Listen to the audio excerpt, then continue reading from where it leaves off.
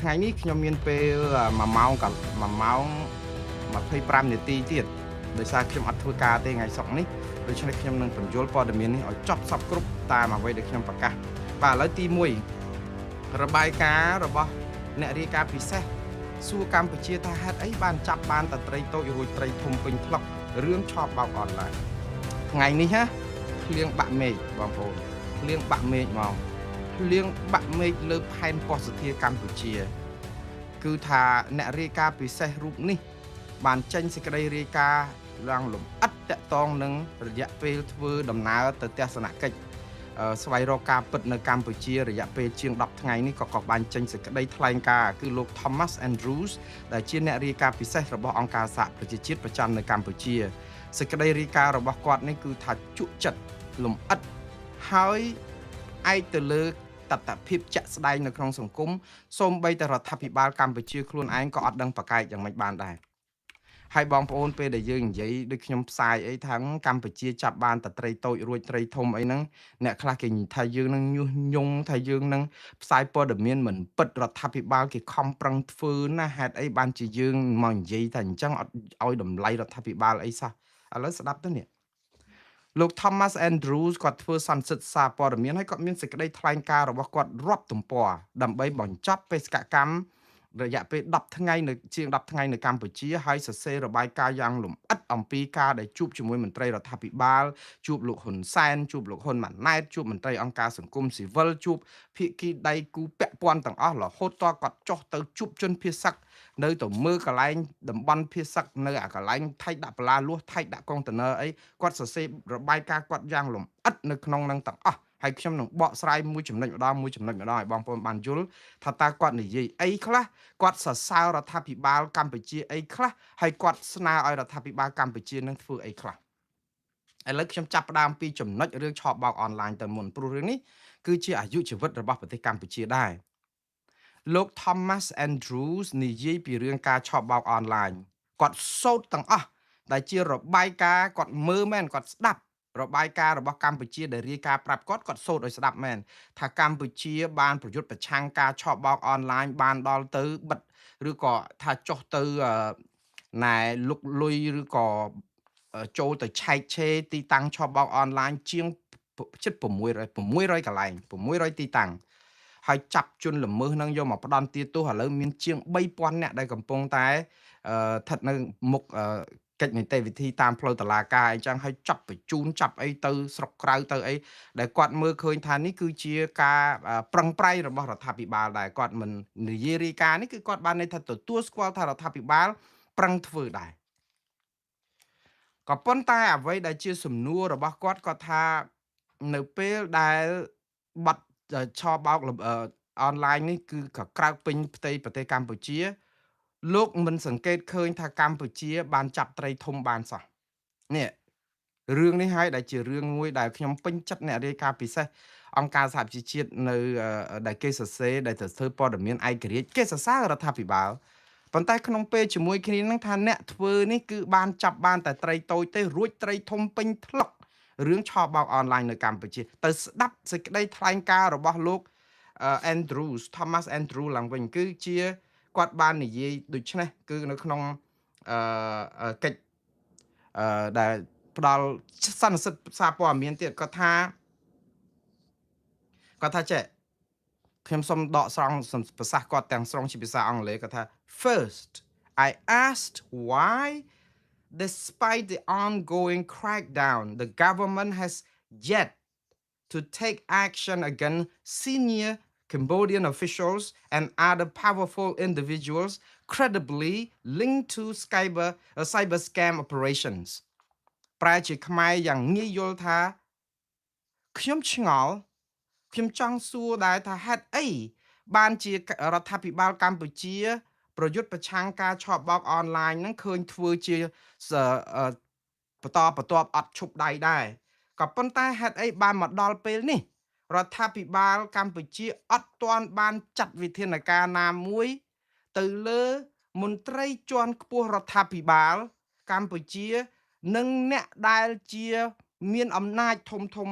ដទៃទៀតដែលគេជឿថាជាប់ពាក់ព័ន្ធទៅនឹង ប្រតិបត្តិការនៃការឆបោកអនឡាញឃើញទេបងប្អូនគាត់និយាយប្រាប់ទៅកម្ពុជានៅនឹងមុខថាគេមិនដឹងទេអ្នកធ្វើហើយប៉ុន្តែអ្នកធ្វើចាប់តែត្រីកាភ្លៀងត្រីកញ្ចោះអត់ដែលបានត្រីឆ្ដោត្រីផ្ទក់ត្រីរស់អីបានមួយសោះឥឡូវលោក Andrew គាត់និយាយចឹង Thomas Andrew គាត់និយាយចឹងគឺគាត់ទទួលស្គាល់ថាយើងធ្វើហើយប៉ុន្តែធ្វើឲ្យតែប្រគ្រប់កិច្ចព្រោះហេតុអីបានជាគាត់និយាយចឹងហើយគាត់និយាយថាមន្ត្រីជាន់ខ្ពស់រដ្ឋាភិបាលហើយនឹងត្រីធំអ្នកដែលមានឥទ្ធិពលនៅក្នុងជួររដ្ឋាភិបាលអ្នកណាខ្លះបងប្អូនសាកទាយមើលមិនបាច់ខ្ញុំប្រាប់ទេហើយទៅសួរស្ទង់មតិនៅប្រទេសកម្ពុជាបើសាកធ្វើដោយឯករាជ្យ99.99% គេនឹងចង់ឲ្យចាប់មន្ត្រីទាំងអស់នេះមានទាំងអង្គញាកុកអានលោកលីយ៉ុងផាត់លោកហ៊ុនតូអីហ្នឹងឯងគ្មានអ្នកណាផ្សេងទៀតហើយមន្ត្រីជាន់ខ្ពស់នៅជួររដ្ឋាភិបាលមានអ្នកណាទៀតមើលទៅឈ្មោះដែលជាប់នៅក្នុងបញ្ជីដែលគេរាយនាមមានលោកសសុខាមានលោកឌីវិជាមានលោកណេតសវឿនមានអ្នកស្រីជូប៊ុនអេងមានយឹមលាក់មានស្អីហ្នឹងឈ្មោះហ្នឹងឃើញប្រសាចដាក់មករាយនាមមនុស្សមកកណកដឹកអត់ដែលឃើញហើយខ្ញុំថាលោកសសុខាលោកអីនេះគាត់មានឈ្មោះនៅក្នុងស្អីគេសេចក្តីព្រៀងច្បាប់របស់តំណាងរាស្ត្រដែលគេដាក់ស្នើច្បាប់ដើម្បីដាក់ទណ្ឌកម្មមន្ត្រីកម្ពុជាតកតងនឹងឆបោកអនឡាញប៉ុន្តែមន្ត្រីមួយចំនួនដែលខ្ញុំរៀបរាប់នេះអត់មាននៅក្នុងបញ្ជីខ្មៅរបស់រដ្ឋាភិបាលជាតិអាមេរិកដែលជាក់តកតងនឹងការផ្ដន់ទាទោសទេនៅក្នុងនោះបញ្ជីខ្មៅហ្មងដែលមានឈ្មោះនៅកឡៅហើយអត់អាចលុបបានហ្នឹងមានដូចជាលោកកុកអានលោកលីយ៉ុងផាត់លោកហ៊ុនតូហើយនឹងមនុស្សមួយចំនួនទៀតដែលមានលោកត្រីភិបមានលោកឧត្តមសេនីយ៍ប្រមាណអ្នកមានលោកគុណគឹមមានលោកហិញប៊ុនហៀងមានស្អីច្រើនមកកណោតាំងពីរំលោភសិទ្ធិមនុស្សអីមកកណោអត់ដែលចាត់ការអីតតែសោះឥឡូវមកដល់ម៉ោងហ្នឹងគឺអត់មានបានឥឡូវយើងមើលណាមន្ត្រីជាប់ឈ្មោះទាំងអស់ហ្នឹងមានណាមានលោក Gen Z មួយដែលគិតថាមេដឹកនាំមួយដូចថាក្រុម Prince Group ហ្នឹងឮទៅថាធំជាងគេលុយ$15,000 លាន FBI អាមេរិកបង្កក់បានណាក្រុមហ៊ុនគាត់នេះគឺពាក់ព័ន្ធធ្វើបាបឆបបោកប្រជាពលរដ្ឋអាមេរិកច្រើនម៉ឺនអ្នកសែនអ្នកក៏ប៉ុន្តែលោក Gen Z គឺជាទីប្រឹក្សារបស់លោកហ៊ុនសែនហើយនៅមានមនុស្សប្រមាណនៅក្នុងស្រុកខ្មែរហ្នឹងដែលកាងលោក Gen Z ដើម្បីឲ្យធ្វើអីបាទវាមិនដែលលោក Gen Z ជនជាតិចិនវិចបង្វិចមកក្រមិនដឹងជាស្អីផងស្រាប់តែប្រមាណ10ឆ្នាំឡើងទៅជាមហាអង្គការដែលលុយវល់កោតដុល្លារ$1,000 លានយ៉ាងនេះរួចទៅធ្វើស្អីស្រុកខ្មែរហ្នឹងបើណែឯងចេះរកស៊ីមានបានអញ្ចឹងមន្ត្រីខ្មែរហ្នឹងគេរកស៊ីមានងាប់អស់ហើយគេចាំទុកឲ្យណែឯងរកអញ្ចឹងគេគ្រាន់តែយកមកធ្វើជាឧបករណ៍ដើម្បីឲ្យគេដាក់អូថាមានជនជាតិចិនការពារដល់ពេលថ្ងៃណាមួយមានរឿងអីគឺចាប់បញ្ជូនទៅស្រុកចិនហ្នឹងគឺល្បិចគេអញ្ចឹងតាប៉ុន្តែនៅពីក្រោយខ្នងហ្នឹងគឺបើគ្មានការជ្រុំជ្រែង Gen Z មិនអាចធ្វើអីបាននៅស្រុកខ្មែរទេព្រោះខ្មែរជាដែនអធិបតេយ្យរបស់ខ្មែរចិននេះគឺគ្រាន់តែជាឧបករណ៍ដែលយកមកដើម្បីបលែមបន្លំព្រោះអីខ្មែរយើងតែធ្វើខ្លួនឯងទៅវាពាន់តណោតចឹងយកចិនមកព្រោះចិនហ្នឹងសិតតែចិនក្បាលស៊ីក្បាលចិនកតុយស៊ីកតុយក្បាលអត់ជាប់មេឃជើងអត់ជាប់ដីមកត្រូវគ្នាមកមួយមន្ត្រីពុកលលួយអក្រិតជនដែលចង់អញ្ចឹងប្រើសិនណាចិនផងសិតតាអ្នកជំនាញអ្នកអីហើយណាមួយយកចិត្តចិនផងឲ្យវាបានគោលនយោបាយគ្រប់គ្រងជនជាតិចិនមហោស៊ីរអីចឹងតាក់ទាញចិនឲ្យមហោស៊ីឲ្យច្រើនមកដូចទឹកបាក់ទំនប់ដោយសារតែយើងសន្តោសប្រោះប្រណីដោយទាំងអាពោះក្អែបដោយទាំងអាកំពើអាសัตว์អាសេរពឹសអីមកថានិយាយទៅមកសម្រាមហូរចូលពេញបឹងខ្មែរដល់ពេលអញ្ចឹងគាត់មានតែខ្វល់រឿងសម្រាមនេះណាហើយបើដល់ពេលហើយចាប់បានចិនស៊ីហើយបញ្ជូនទៅចិនទៅវិញទៀតដែលជាជនជាតិខ្មែរមានសញ្ជាតិខ្មែរឃើញទេរួចខ្លួនគាត់ថារួចខ្លួនអ្នកណានៅពីក្រោយអ្នកណាឲ្យសញ្ជាតិលោកចិនស៊ីអ្នកណាការពារក្រុមហ៊ុនទាំងអស់ហ្នឹងមានឈ្មោះនៅក្នុងទាំងអស់ហើយទៅយើងធ្វើមិនដឹងហើយចុងក្រោយលោកហ៊ុនម៉ាណែតថាអូលោកលីយ៉ុងផាត់ហើយលោកកុកអានរឿងបកគលហ្នឹងរឿងជាតិប៉ុណ្ណាណៃគាត់និយាយរឿងបកគលចឹងបានខ្ញុំថាលោកហ៊ុនម៉ាណែតទេបើនៅស្ងៀមជាជាងសដីតាពីជែកខ្ចីជាជាងតេនេមាត់ល្អទៅការពារខ្ញុំដឹងហើយមនុស្សរបស់គាត់ការពារប៉ុន្តែយើងទៅការពារជនសង្ស័យដែលធ្វើឲ្យខូចមុខជាតិលើឆាកអន្តរជាតិខូចជាតិសាសន៍ខ្មែរទាំង8 10លានអ្នកដើម្បីតែប្រយោជន៍គ្រួសារនិងកាងអំណាចរបស់ខ្លួនសុខចិត្តអោបកសោប សិតតែក្របបែកផ្ទុះតាហ្នឹងសក្របបែកម៉ោងឯនេះទាំងលោកកុកអានទាំងលោកលីយ៉ុងផាត់ហ្នឹងក្របបែកម៉ោងទៅយកមកអោបទៅដល់ពេលដល់ម៉ោងវាផ្ទុះស្លាប់ទាំងអស់គ្នាហ្នឹងតែគាត់ការពារដោយសារអីក្របបែកម៉ោងទាំងអស់នេះគឺជាហឹបប្រាក់ហឹបលុយអីគាត់ដែរខ្ញុំមិនទៅចោទប្រកាន់ថាបុគ្គលទាំងអស់នេះសុទ្ធតែជាអក្រិតជនទេព្រោះយើងមិនអាចទៅចោទថាគាត់ជាអក្រិតជនបានទេបើគ្រាន់តែគេសង្ស័យក៏ប៉ុន្តែដើម្បីឲ្យគាត់ស្អាតស្អំដើម្បីឲ្យលាងសម្អាតឈ្មោះគាត់ព្រោះនៅក្នុងបញ្ជីខ្មៅតែគេលើឆាកអន្តរជាតិគេទទួលស្គាល់គេដឹងឮគឺយើងត្រូវតែចាត់ការពួកគាត់ដោយតម្លៃណាក៏ដោយត្រូវតែចាត់ការពួកគាត់ស៊ើបអង្កេតដើម្បីលាងសម្អាតខ្លួនគាត់ក៏លាងទៅតែចាត់ការមិនមែននិយាយថាអូឥឡូវអត់មានពាក់ព័ន្ធទេក៏ជួលមេធាវីទៅលុបឈ្មោះចេញពីបញ្ជីខ្មៅគេភ្លើងអត់រួចទៅជួលមេធាវីទៅលុបផ្សែងមាននរណាដែលលុបផ្សែងបានបងប្អូនផ្សែងបើភ្លើងវាអត់រលត់ផ្សែងវានៅតែហុយសពងអញ្ចឹងតាទាល់តែយើងផលិតភ្លើងក្មេងបៀមដៃក៏គេដឹងរឿងនេះដែរប៉ុន្តែកម្ពុជាគឺអញ្ចឹងឯងគឺយើងធ្វើដល់ឥឡូវឃើញអ្នករាយការណ៍ពិសេសគេសួរថាតើត្រីធំនៅណាហេតុអីក៏មិនចាត់ការនេះម៉ោងណានៅពេលដែលលោក Thomas Andrew រាយការណ៍បែបនេះហើយសារបែបនេះទៅរដ្ឋាភិបាលចាំមើលក្រុមអង្គការមហាមន្ត្រីនឹងចែកជើងគ្នាមិនស្រួលម៉ោងនេះនឹងដាក់សាប៊ូដល់ Cyprus ឬក៏រត់ទៅប្រទេសទី3ទី4អីណាហើយអស់បាត់ទៅហើយទេក៏មិនដឹងដែរព្រោះអីវាពិបាកណាស់គាត់ដឹងថាត្រូវយ៉ាងម៉េចហើយនៅពេលដែលពេលហ្នឹងលោកប្រធាន FBI របស់អាមេរិកនេះ Kash Patel គាត់ចុះទៅស្រុកខ្មែរមិនតែទេ Kash Patel មេ FBI ទៅស្រុកខ្មែរទេមកប្រវត្តិស្រុកខ្មែរតាំងពីមកតាំងពីខ្ញុំធំដឹងក្តីមកអត់ដែលមានមេ FBI ណាកុំថាមេ FBI ត្រឹមតែមន្ត្រីប្រធាននាយកដ្ឋានណាមួយរបស់ FBI នឹងចុះទៅដល់កម្ពុជានោះដូចអត់ដែលមានទេយើងប្រហែលជាគិតថាអូមកពីកម្ពុជាអត់មានប្រព្រឹត្តអក្រិតអីធំមែនបាន FBI អត់ចាប់អារម្មណ៍ចុះទៅធ្លាប់ដែរ FBI គេធ្លាប់បញ្ជូនមន្ត្រីគេចុះទៅស៊ើបអង្កេតតាក់ទងរឿង Ron Abney ប្រហែលជាលោកចាំជនជាតិអាមេរិកដែលគេបោកក្របបែកសម្រាប់លោកសំរងស៊ីនិងបាតកោនៅមុខព្រឹទ្ធសភាវត្តមុខរដ្ឋសភាវត្តបទុមស្លាប់បាតកោដែលគ្រប់គ្រងគណៈបកប្រឆាំងលោកសំរងស៊ីនឹងអស់16នាក់របួសរាប់សិបនាក់ទៀតយុទ្ធធរអត់ទាន់មានផងព្រោះអីឃាតករដែលស្អីឈ្មោះអាហ្វ្រិកឈ្មោះប្រេស៊ីលប្រេអីណានោះក៏ពើស៊ីបាត់តាំងពីនឹងមកហើយដែលគេគិតថាជាក្រុមនៅក្នុងកងអង្គរៈរបស់លោកហ៊ុនសែនឯណានោះស្ងាត់បាត់ជើង FBI គេគូរូបគេគូអីចេញមកអាហ្នឹងមានមន្ត្រី FBI ចុះទៅម្ដងតែមិនមែនកម្រិតដល់មេកំពូល FBI ទេឥឡូវ Kash Patel មេកំពូល FBI ចុះទៅជួបលោកហ៊ុនម៉ាណែតមិនមែនទៅយកកម្រងផ្កាភ្ញីទៅសរសើរលោកហ៊ុនម៉ាណែតថាបានដោះស្រាយបញ្ហា scam ទេទៅប្រាប់លោកហ៊ុនម៉ាណែតថាខ្ញុំឃើញហើយអស់លោកកំពុងតែធ្វើក៏ប៉ុន្តែអត់ទាន់ចំរមាស់ទេខ្ញុំមកនេះខ្ញុំមកប្រាប់ថា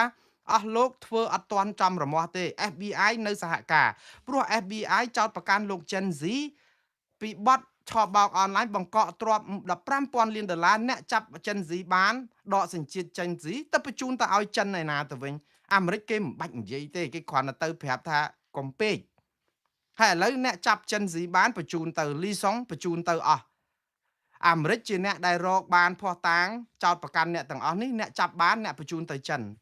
ហើយអ្នកទាំងអស់នេះមានសញ្ជាតិខ្មែរអ្នកធ្វើយ៉ាងម៉េចដើម្បីផ្កើនការ FBI គេអត់ដឹងគេដឹងតាគាត់ថាជាការទូតគេទៅនឹងដើម្បីរឹតបន្តឹងចំណងតាក់ទងរវាងអាមេរិកនិងកម្ពុជាព្រោះអីលោក Kash Patel បាននិយាយថាការប្រយុទ្ធប្រឆាំងការឆបបោកអនឡាញនេះវាទៅតែចាប់ផ្ដើមទេលោកហ៊ុនម៉ាណែតថាបិទបញ្ចប់តាំងពីចុងខែមេសាឆ្នាំ2026ម្លេះប៉ុន្តែលោក Kash Patel មេ FBI ប្រាប់ថាការឆបោកអនឡាញនៅកម្ពុជាដែលកំពុងតែចាត់ការនេះគឺអាមេរិកអត់ឲ្យរួចខ្លួននេះគឺទៅតែចាប់ផ្ដើមទេចឹងបានន័យថាម៉េច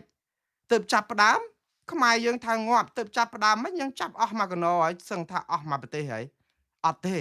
ទៅចាប់ផ្ដើមនឹងគាត់សម្ដៅថាយើងចាប់បានតែត្រីកញ្ចោះត្រីកភ្លៀង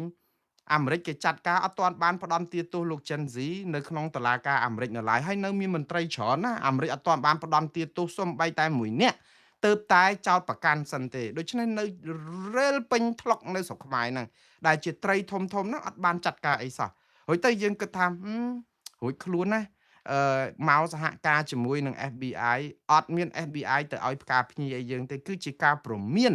ប្រាប់ថាដោះស្រាយទៅព្រោះជាចំណុចចាប់ផ្ដើមហើយ FBI នឹងសហការជួយ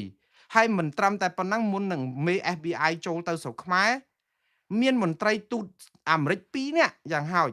ទី1គឺភារៈធារីរបស់អាមេរិកប្រចាំនៅកម្ពុជាគឺអ្នកស្រី Alex Zero គឺគាត់បានបដិញ្ញាប្រយុទ្ធប្រឆាំងនឹងការឆបោកអនឡាញដល់ទីបំផុតនៅកម្ពុជានោះដើម្បីរកយុត្តិធម៌មិនមែនសម្រាប់កម្ពុជាទេណាបងប្អូនតិចច្រឡំរកយុត្តិធម៌ជូនជនជាតិអាមេរិកដែលរងគ្រោះដោយអំពើឆបោកនៅកម្ពុជាយើងសពថ្ងៃនេះណាយើងមានភ័ព្វវាសនាទេជាខ្មែរភ័ព្វវាសនាមួយនៅក្នុង1លានភ័ព្វវាសនាទេដោយសារតែអាការឆបបោកនៅស្រុកខ្មែរហ្នឹងវាប៉ះពាល់ដល់ជនរងគ្រោះដែលជាអាមេរិកនឹងខ្ញុំនិយាយម្ដងទៀតបើកុំប៉ះពាល់ជនរងគ្រោះនៅអាមេរិកណាកម្ពុជាជិះសេះលែងដៃមិនដឹងជាសបាយហើយអើប៉ុណ្ណាធ្វើប៉ុណ្ណឹងរួចខ្លួនណាប៉ុន្តែកម្មអកុសលកម្ពុជា គឺប៉ះជនដែលបោកបានគឺភាគច្រើនជាជនជាតិអាមេរិកដូច្នេះហើយបានជាអាមេរិកដោះស្រាយដើម្បីរកយុត្តិធម៌ជូនជនជាតិគេជូនជនជាតិគេហើយតែអញ្ចឹងយើងហៅជនជាតិគេតាមពិតខ្ញុំសម្ងាយក៏មានសញ្ជាតិអាមេរិកតែខ្ញុំមិនដែលគិតតែខ្ញុំអាមេរិកសោះខ្ញុំនៅតែគិតថាខ្ញុំខ្មែរទាំងឈាមទាំងពលឹងទាំងវិចារណញ្ញាណទាំងស្អីទាំងអស់តែយ៉ាងណាបងប្អូនតាមទម្លាប់គឺយើងចូលសញ្ជាតិអាមេរិកគឺគេឲ្យយើងបោះបង់ចោលសញ្ជាតិខ្មែរប៉ុន្តែខ្ញុំអត់ទេខ្ញុំចូលសញ្ជាតិអាមេរិកមែនប៉ុន្តែខ្ញុំនៅតែបេះដូងឈាមជ័រខ្ញុំនៅជាខ្មែរ 100% ទេប៉ុន្តែខ្ញុំនៅតែគ្រប់គ្រងគោលនយោបាយសហរដ្ឋអាមេរិកតាក់ទងនឹងខ្ញុំជាសញ្ជាតិអាមេរិកប៉ុន្តែមិនមែនបានន័យថាផ្កាប់មុខគ្រប់គ្រងទេណាឯងធ្វើអត់ត្រូវខ្ញុំរិះគន់មេដឹកនាំគ្រប់តែគ្នាប៉ុន្តែដើម្បីឲ្យតម្លៃក្នុងនាមខ្ញុំជាអ្នកដែលមានសញ្ជាតិអាមេរិកគឺខ្ញុំការពារប្រយោជន៍អាមេរិកដែរដូច្នេះក្នុងន័យនេះគឺអត់មានអីសពេចសពិលទេមិនមែនក្បត់ជាតិខ្មែរទេក៏ប៉ុន្តែខ្ញុំមានសញ្ជាតិអាមេរិកតែខ្ញុំនៅតែស្រឡាញ់ជាតិខ្មែរដោយសារខ្ញុំឈាមជ័រជាខ្មែរខ្ញុំស្លាប់ទៅជាខ្មែរខ្ញុំមិនមែនស្លាប់ទៅជាអាមេរិកទេបើសិនជាខ្ញុំស្លាប់ក្នុងនាមជាខ្មែរបាទអញ្ចឹងបន្តទៀតគឺមេដឹកនាំរបស់ FBI គេបានប្រាប់ខ្មែរយើងហើយឲ្យអ្នកចាត់ការឲ្យកុំលំកុំស្មានតែគេល្ងងកុំស្មានតែគេមិនដឹងហើយដល់ពេលឥឡូវពេលដែល Alex Zero និយាយអញ្ចឹងឯកអគ្គរដ្ឋទូត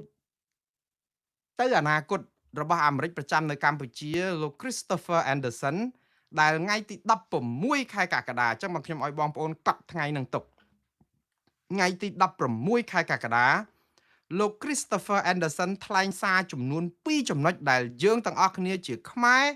ត្រូវកត់លើជញ្ជាំងក្នុងក្រាំងមាសទុកថ្ងៃណាមួយលោក Christopher Anderson ចូលទៅស្រុកខ្មែរចាំផ្ទៀងផ្ទាត់សួរគាត់ធ្វើដល់ពេលណាហើយបានដល់ប្រមាណទី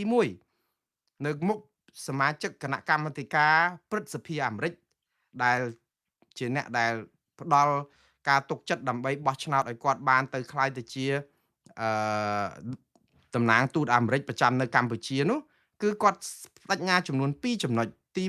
1គឺប្រយុទ្ធប្រឆាំងការឆបោកអនឡាញនេះដល់ទីបញ្ចប់ហើយត្រូវរកអ្នកនៅពីក្រោយខ្នងនឹងយកមកផ្ដន់ទាទោសឲ្យខាងតែបាននេះពាក្យនេះដែលធ្វើឲ្យលោក Thomas Andrews នេះដែលជាជនជាតិអាមេរិកហើយជាអតីតតំណាងរាស្ត្រអាមេរិកហើយឥឡូវជាអ្នករាយការណ៍ពិសេសអង្គការសហប្រជាជាតិហើយដោយសារតែសប្ងៃគឺគាត់ទៅតំណាងអាមេរិកដែរបទថាធ្វើការឲ្យខ្មែរមែនដោយសារតែអាណត្តិរបស់គាត់គឺជាមន្ត្រីអង្គការសហប្រជាជាតិប្រចាំនៅកម្ពុជានិយាយពីរឿងសិទ្ធិមនុស្សក៏ប៉ុន្តែគាត់ជាជនជាតិអាមេរិកឈាមជ័រអាមេរិកហើយប្រជាជនអាមេរិកជាង8សែននាក់រងគ្រោះដោយសារអំពើឆបោកអនឡាញនៅកម្ពុជាដូច្នេះទៅរឿងហ្នឹងហើយឥឡូវយន្តការរដ្ឋាភិបាលអាមេរិកគាត់ដោះស្រាយបញ្ហាសិទ្ធិមនុស្សតាដូច្នេះគាត់ទៅហ្នឹងគឺនិយាយពីរឿងហ្នឹងហើយរំលឹករដ្ឋាភិបាលកម្ពុជាដូច្នេះរឿងនេះគឺវាជាឱកាសមាស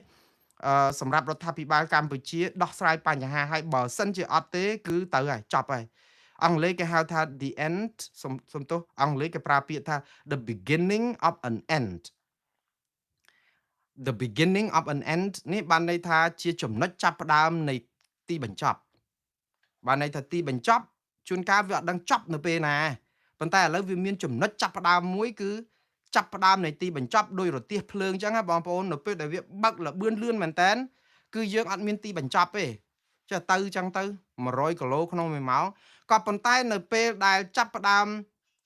បន្ថយលបឿន ហើយចាប់ផ្ដើមលឺសូរខ្យល់ថយមកបាននៅចិត្តដល់រ៉ារទេសភ្លើងអាចចំណុចដែលបន្ថយលបឿនហ្នឹងឯងគឺបើសិនជាត្រូវធ្លាក់ជ្រោះគឺបានន័យថាជាចំណុចចាប់ផ្ដើមនៃការធ្លាក់ជ្រោះហើយព្រោះបើកទៅហ្នឹងគឺទម្លាក់មកដឹងតែខ្លួននេះទៅសើបហើយក្នុងនេះគឺវាមានរឿងពីរខ្ញុំនិយាយថាចំណុចចាប់ផ្ដើមនៃទីបញ្ចប់អាចចំណុចចាប់ផ្ដើមនៃទីបញ្ចប់នៃរបៀបដឹកនាំផ្ដាច់ការពុករលួយរំលោភសិទ្ធិមនុស្សរំលោភប្រជាធិបតេយ្យបែបបកពួកគ្រួសារនិយមនៅកម្ពុជាហ្នឹងក៏ថាបានដែរដោយសារអី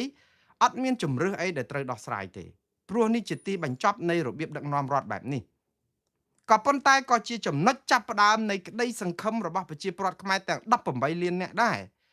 សេចក្តីសង្ឃឹមមួយដែលរងចាំឲ្យមានឱកាសនេះព្រោះអ្នកដឹកនាំផ្ដាច់ការគេអត់ដែលដោះស្រាយបញ្ហាទេគឺគេនៅទប់រហូតតទៅទប់បានហើយធ្វើនយោបាយប្រជាពិធដ្ឋបោកប្រជាពលរដ្ឋក៏ប៉ុន្តែដល់ដំណាក់កាលចុងក្រោយក៏គាត់ទប់អត់បានដែរដូចភ្នំព្រះសម័យមកសង្កត់គឺវាទៅហើយ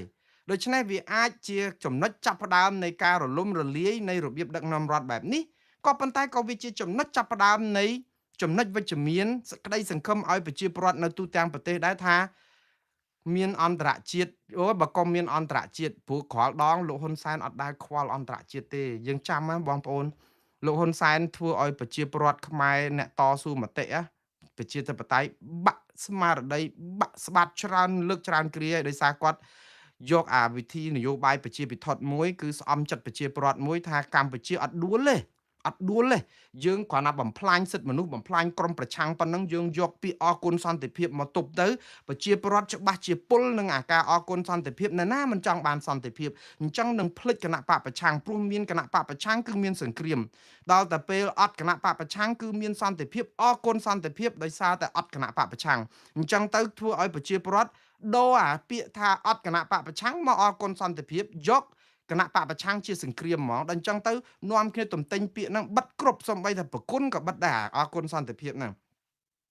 ដើម្បីអីនយោបាយប្រជាពិធដ្ឋមួយគឺស្អំចិត្តប្រជាពលរដ្ឋកុំឲ្យនឹកឃើញអំពីការរំលាយគណៈបកសង្គ្រោះជាតិព្រោះតែរំលាយទៅគឺប្រជាពលរដ្ឋនៅសោកស្ដាយនៅថាបាត់ប្រយោជន៍តែបានសន្តិភាពដែរអញ្ចឹងយើងមានសន្តិភាពដោយសារអស់សង្គ្រាមហីព្រោះសង្គ្រាមនេះដោយសារក្រមប្រឆាំងពលលោកហ៊ុនសែននិយាយឲ្យថាបើបោះឆ្នោតឲ្យគណៈបកប្រជាជនកម្ពុជាគឺមានសន្តិភាពបើបោះឆ្នោតទម្លាក់គណៈបកប្រជាជនកម្ពុជាគឺបោះឆ្នោតយកសង្គ្រាមមានតែពីរហ្នឹងគាត់ផ្លូវឲ្យប្រជាពលរដ្ឋជ្រើសអត់ដែលគិតថាបោះឆ្នោតឲ្យគណៈបកប្រឆាំងនឹងមានជីវភាពទូធានឹងមានប្រាក់បៀវត្សប្រាក់ម៉ោងប្រាក់ឈ្នួលឡើងជីវភាពគ្រាន់បើបាត់កាត់បន្ថយអំពើពុករលួយឈប់ឲ្យបកពួកនិយមតំណាងរាស្ត្រអីមានតំណាងគ្រប់ភូមិឃុំសង្កាត់ដើម្បីតំណាងឲ្យប្រយោជន៍ផ្ទាល់ខ្លួនព្រោះមានបកប្រឆាំងចូលរួមគណៈបកកណ្ដាលអំណាចមិនអាចជិះសេះលែងដៃគេអាចហៅក៏ហៅនាយករដ្ឋមន្ត្រីក្រសួងណាមកបំភ្លឺរឿងបំផ្លាញបរិស្ថានរឿងរ៉ែធម្មជាតិរឿងពុករលួយរឿងស្អីលុបបឹងលុបបួរព្រៃភ្នំកាប់បំផ្លាញព្រៃឈើអីលាក់នឹងលាក់មកសួរបានគេ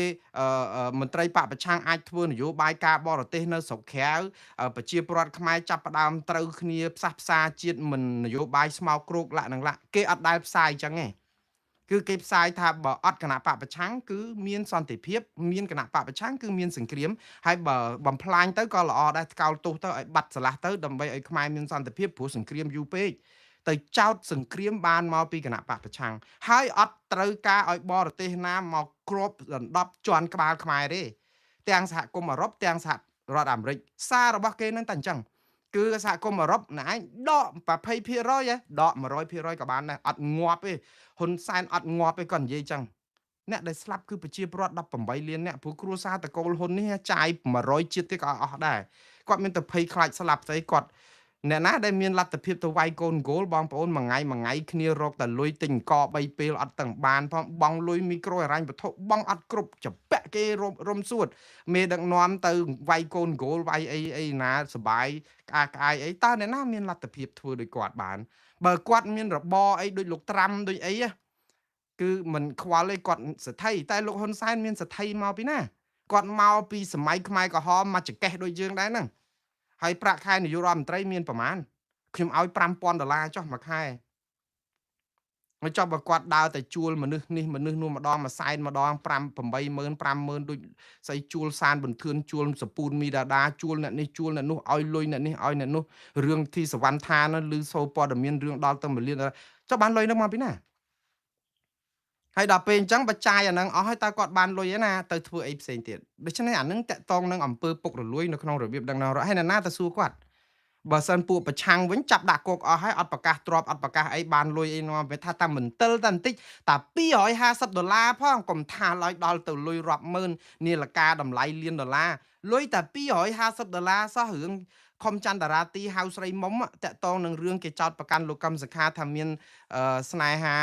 សហាយស្មន់អីជាមួយនាងខំចន្ទរាទីដែលក្រុមស្រីចម្រើននិងធីសវណ្ណថាទៅរលរឿងរហូតដល់កម្ពុជាគាត់ទៅជាប់គុកខ្លះអ្នកខ្លះរត់ចោលស្រុកអីចឹងទៅដោយសារតែអំពើអកុសលកម្មហ្នឹងគាត់សាងច្រើនពេកទៅដល់អញ្ចឹងទៅវាបាបកម្មធ្លាក់តន់ហន់ចឹងដែរពួកគាត់ថាស្មាចូលគណៈបកប្រជាជនបានគេជួយឥឡូវជាប់គុកមានថ្ងៃលែងណាខ្ញុំអាសូរគាត់មែនតើខ្ញុំមិនចង់ឲ្យជាប់គុកជាប់ច្បាប់តែមករលរឿងលោកកម្មសុខារឿងខំចន្ទរាទីហើយមិនត្រឹមតែប៉ុណ្្នឹងទេទៅជាប់មន្ត្រីអាត់ហុកដោយទាំងអ្នកស្រីមនីដោយទាំងលោកនីសុខាដោយទាំងលោកអឺនីចរិយាជាប់គុកអត់ថ្ងៃចាញ់ដោយសារលុយ$250ដើម្បីជាសហុយជួលមិនជួលទេជួយជនរងគ្រោះដើម្បីមកធ្វើសក្ខីកម្មតាក់ទងនឹងរឿងលោកកម្មសុខាហ្នឹងនាងខំចន្ទរាទីហៅស្រីមុំហ្នឹង$250ចាប់គេដាក់គុករាប់ឆ្នាំតែ$250ចោតប្រកាន់ថាជាអំពើពុករលួយសោកសាក់សីអីណា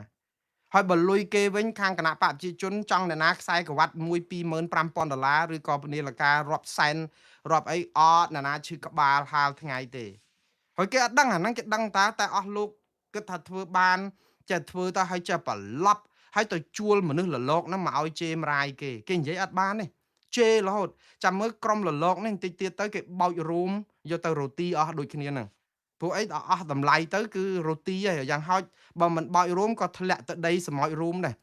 ព្រោះអស់តម្លៃអញ្ចឹងហើយបានខ្ញុំថាឃើញគេខំប្រឹងដោះស្រាយបញ្ហាយើងខំប្រឹងកាយកប់ត្រឡប់ជន់ឥឡូវដល់ពេលគឺនិយាយពីរឿងការឆោបបោកអនឡាញអាបញ្ហាចាក់ស្រេះហ្នឹងគឺយើងច្រើនតែផ្សព្វផ្សាយប្រាប់ប្រជាពលរដ្ឋថាកុំភ័យអត់អីទេវាអត់មានបញ្ហាអីទេគឺអត់គណៈបកប្រឆាំងគឺដឹងតាមានសន្តិភាពស្រឡាញ់សន្តិភាពអត់គណៈបកប្រឆាំងអ្នកណាដាក់ទណ្ឌកម្ម EBA 20%ដាក់100%ទៅយើងនៅមានមាស30គីឡូទៀតអាហ្នឹងគាត់និយាយ30គីឡូយើងនៅមានប្រេងមួយដំណក់ឥឡូវនឹងប្រេងអីអញ្ចេះឥឡូវត្រូវប្រដាសាទាំងអស់អាប្រេងក៏មិនបានអាប្រេងខួងបានប្រមាណ100,000 លីត្រគេលួចទាំងកប៉ាល់ទៅឥឡូវអត់ដឹងនៅឯណាទៀតអត់ដឹងបានលុយនៅឯណាស៊ើបអង្កេតនៅឯណាគេសងយើងអត់អាប្រេងក៏ខួងមិនបានអាមកតំណក់នៅវាមានឈ្នះបានតែមកតំណក់ហ្នឹងអត់ទាំងអស់នេះជាបណ្ដាសាទេបងប្អូនប៉ុន្តែបងប្អូនអាបណ្ដាសានេះវាប៉ះត្រូវគណៈបកប្រជាជនកម្ពុជានិងរដ្ឋាភិបាលមែនក៏ប៉ុន្តែវាចំណេញប្រជាពលរដ្ឋខ្មែរទាំង18លាននាក់ទេជឿខ្ញុំប្រេងនៅបាតសមុទ្រនេះណាបើកុំបានខួងសោះក៏ល្អដែរព្រោះបើខួងមកមានអំពើពុករលួយការចែកគ្នាស៊ីចេះប្រជាពលរដ្ឋនឹងខ្សោះអស់លុយនឹងអត់បានលុយដដែលដូចនៅវេណេស៊ុយអេឡាដូចនៅអ៊ីរ៉ង់ប្រេងលក់នោះលក់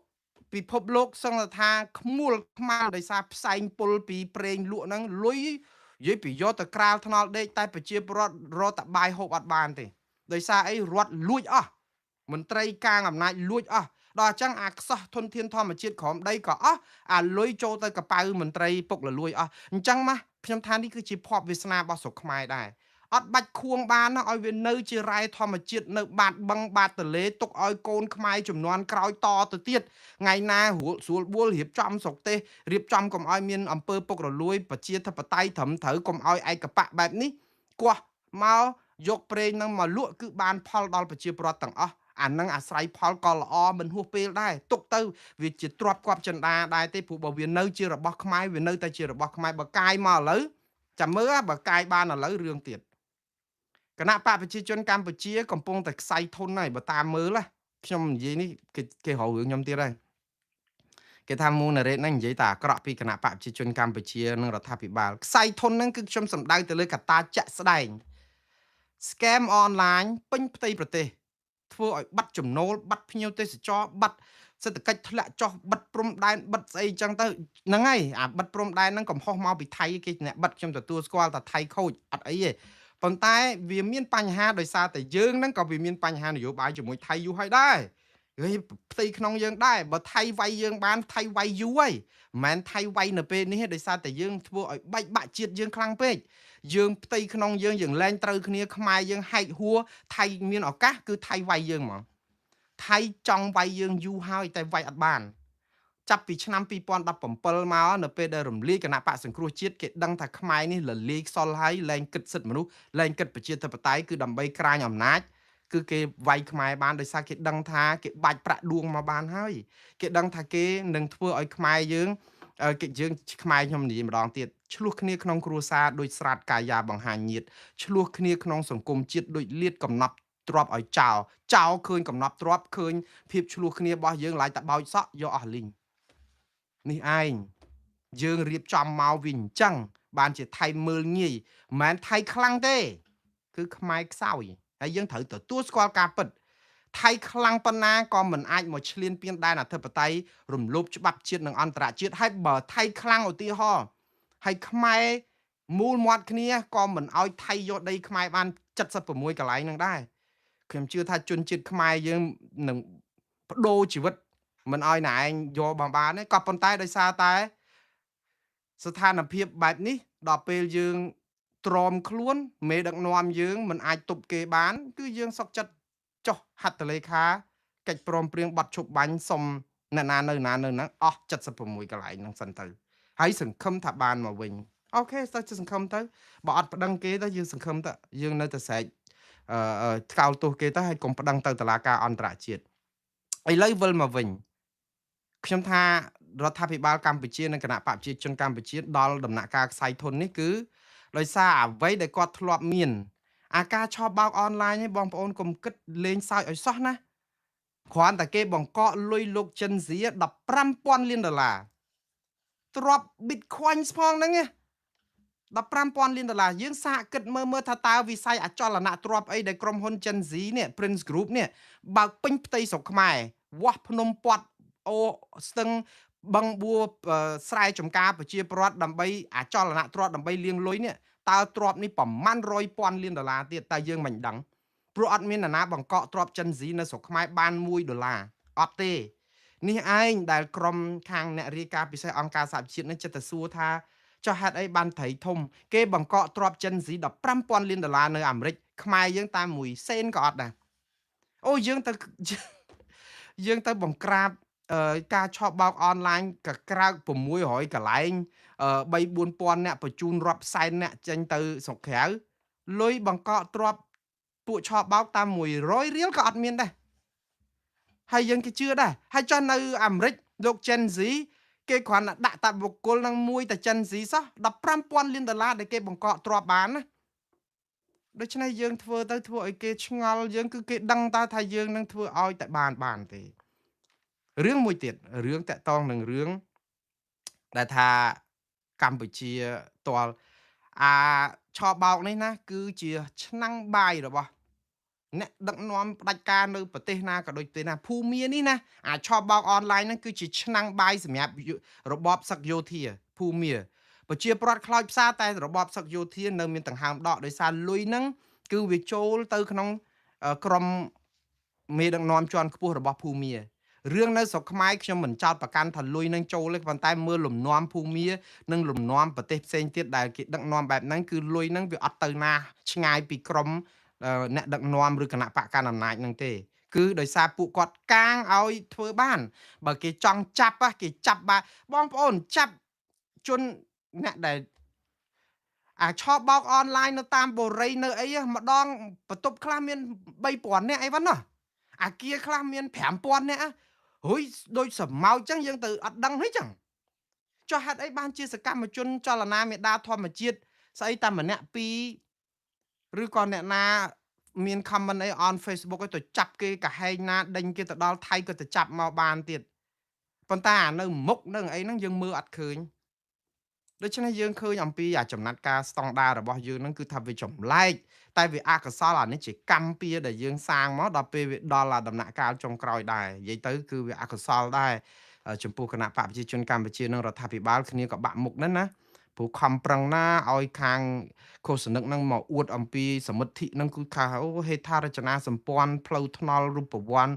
ទឹកភ្លើងអីធ្វើដំណើរអីពីនេះទៅនោះអីឥឡូវលឿនអីអញ្ចឹងក្រចេះភ្នំពេញវិលវិញមិនឆ្ងាយអអីអញ្ចឹងទៅក៏ប៉ុន្តែឥឡូវព្រែកឯងនៅឆ្ងាយដាច់អាឡ័យហើយព្រោះមានផ្លូវល្អមែនក៏ប៉ុន្តែវាឆ្ងាយវាពិបាកវាមិនដឹងធ្វើដំណើរមិនបើអត់លុយចាក់សាំងវាអត់លុយគ្រប់គ្រងជីវភាពផ្លូវហ្នឹងគឺកាន់តែឆ្ងាយទៅវិញអាផ្លូវដែលគួរតែចិត្តហ្នឹងដោយសារវាបញ្ហាចាក់ស្រែហើយអញ្ចឹងបានម្ដងទៀតគឺយើងនិយាយទៅគឺគាត់មានបញ្ហាដូច្នេះហើយគាត់ទៅអួតដំបូងហ្នឹងគាត់ថាមានទ្របមានអីអីចឹងដើម្បីទប់កុំឲ្យប្រជាពលរដ្ឋបាក់ទឹកចិត្តហើយចាប់ផ្ដើមបំផ្លាញគណៈបកប្រឆាំងគិតថាអត់គណៈបកប្រឆាំងមានសន្តិភាពហើយនឹងសហគមន៍អន្តរជាតិកោតទោសអីក៏មិនស្ដាប់ដែរដាក់20%ដាក់100ក៏បានដែរតែដល់ឥឡូវអាមេរិក GSP FBI រឿង scam រឿងអីឥឡូវបាក់ទំនប់ចាប់ផ្ដើមតល់ច្រកតាមពិតណាអ្នកដែលបានផលសប្ងៃនេះណាគឺគណៈគឺប្រជាពលរដ្ឋកម្ពុជាទាំង18លានអ្នកទេដោយបានអាមេរិកជួយហ្នឹងគឺវាទៅហើយគណៈបកប្រជាជនកម្ពុជាគាត់បាត់ធនធានបាត់អាប្រភពលុយបាត់អីហ្នឹងមិនអស់ទេគាត់នៅតែលុយច្រើនណាស់អុកញ៉ាមហាមន្ត្រីមកកណោដែលជួយលុយបាក់ជួយអីហ្នឹងនៅតែកម្ពុជាយូរទៅវាខ្សោះទៅតែប៉ុណ្្នឹងឯងបើគាត់កែអាចមានភាពល្អប្រសើរទៅវិញតែបើអត់កែទេគឺទៅហើយជាទីបញ្ចប់ហើយគឺចំណុចចាប់ផ្ដើមនៃទីបញ្ចប់ខ្ញុំលើកទឹកចិត្តឲ្យគណៈបកប្រជាជនកម្ពុជាកែទៅហើយខ្ញុំនឹងសារតអត់អីទេកែទៅព្រោះបានល្អទាំងអស់គ្នាទេអញ្ចឹងឥឡូវខ្ញុំស្លេះពីរឿងលោក Andrew Thomas Andrew ដែលគាត់ឆ្ងល់រឿងអត់បានត្រីធំឥឡូវចាំមើលក្រោយហ្នឹងតើគេចាត់ត្រីធំណែទេហើយតើត្រីធំហ្នឹងគាត់ទៅរត់ពួននៅក្នុងរុនផុកនៅកន្លែងណាទៀតយើងក៏ចាំមើលដែរហើយអត់ចាំបាច់រយហ៎គឺគេឲ្យឈ្មោះអស់ហើយនៅតែអស់លោកចាត់ការទេបន្តទៀតលោក Thomas ជំរុញឲ្យមេដឹកនាំកម្ពុជាអនុវត្តច្បាប់អន្តរជាតិដើម្បីបញ្ហារំលោភសិទ្ធិមនុស្សកម្ពុជានិងប្រជាធិបតេយ្យនៅកម្ពុជាដែរសារនេះគឺជាសារចាក់ដោតរដ្ឋាភិបាលកម្ពុជាមែនតែនព្រោះហេតុអីបានជាចាក់ដោតខ្ញុំសរសើរលោក Thomas Andrew នៅក្នុងការគាត់ចេះសរសេរ clear នៅក្នុង clear នេះគាត់សរសេរចេះគាត់បានជួបលោកហ៊ុនសែនដែលជាប្រធានព្រឹទ្ធសភាដែលនិយាយបដិញ្ញាចិត្តរបស់កម្ពុជាក្នុងការដោះស្រាយបញ្ហាព្រំដែនកម្ពុជាថៃដោយប្រើយន្តការច្បាប់អន្តរជាតិ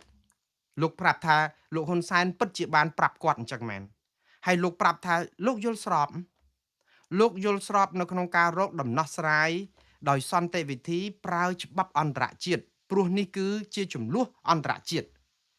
លោកគាំទ្រប្រសាសន៍របស់លោកហ៊ុនសែនលោកលើកនិយាយក្នុងវេទិកា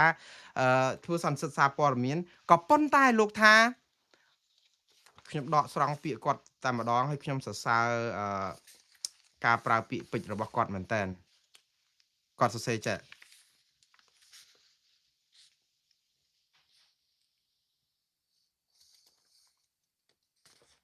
សុំទោសបងប្អូនខ្ញុំបានកត់ត្រាច្រើនដែរតែខ្ញុំចង់ដកស្រង់ភាសារបស់គាត់នឹងឲ្យត្រូវន័យតែម្ដងអូខេគាត់និយាយចេះគាត់ថាពេលដែលលោកហ៊ុនសែនប្រធានព្រឹទ្ធសភាជម្រាបគាត់ពីរឿងថាកម្ពុជាបដិញ្ញាដោះស្រាយចំនួនព្រំដែនកម្ពុជាថៃដោយប្រើច្បាប់ឬក៏យន្តការអន្តរជាតិគាត់ថាយល់ស្របល្អគឺជារឿងត្រឹមត្រូវក៏ប៉ុន្តែគាត់សូមបញ្ជាក់និងជំរុញស្នើឲ្យរដ្ឋាភិបាលកម្ពុជាអនុវត្តខ្លឹមសារនៃច្បាប់អន្តរជាតិនេះដែរនៅក្នុងការដោះស្រាយបញ្ហារំលោភសិទ្ធិមនុស្សនិងប្រជាធិបតេយ្យនៅកម្ពុជាវ៉ាវមានន័យថាម៉េចបងប្អូនមានន័យថាលោក Thomas Andrew រំលឹកប្រាប់លោកហ៊ុនសែនថាកុំឲ្យអនុវត្តស្តង់ដារ2ស្តង់ដារថាដោះស្រាយចំនួនព្រំដែនថៃពឹងលើច្បាប់អន្តរជាតិថាដើម្បីអាចសង្ឃឹមថាដោះស្រាយបានដោយយកច្បាប់អន្តរជាតិថាមានសារៈសំខាន់នៅក្នុងការដោះស្រាយបញ្ហាព្រំដែនលោកថាបញ្ហាច្បាប់អន្តរជាតិនេះបើកម្ពុជាយល់ថាសំខាន់លោកក៏យល់ស្របថាសំខាន់ហើយយកវាមកអនុវត្តដើម្បីដោះស្រាយបញ្ហារំលោភសិទ្ធិមនុស្សនិងប្រជាធិបតេយ្យនៅកម្ពុជាដែរផងទៅ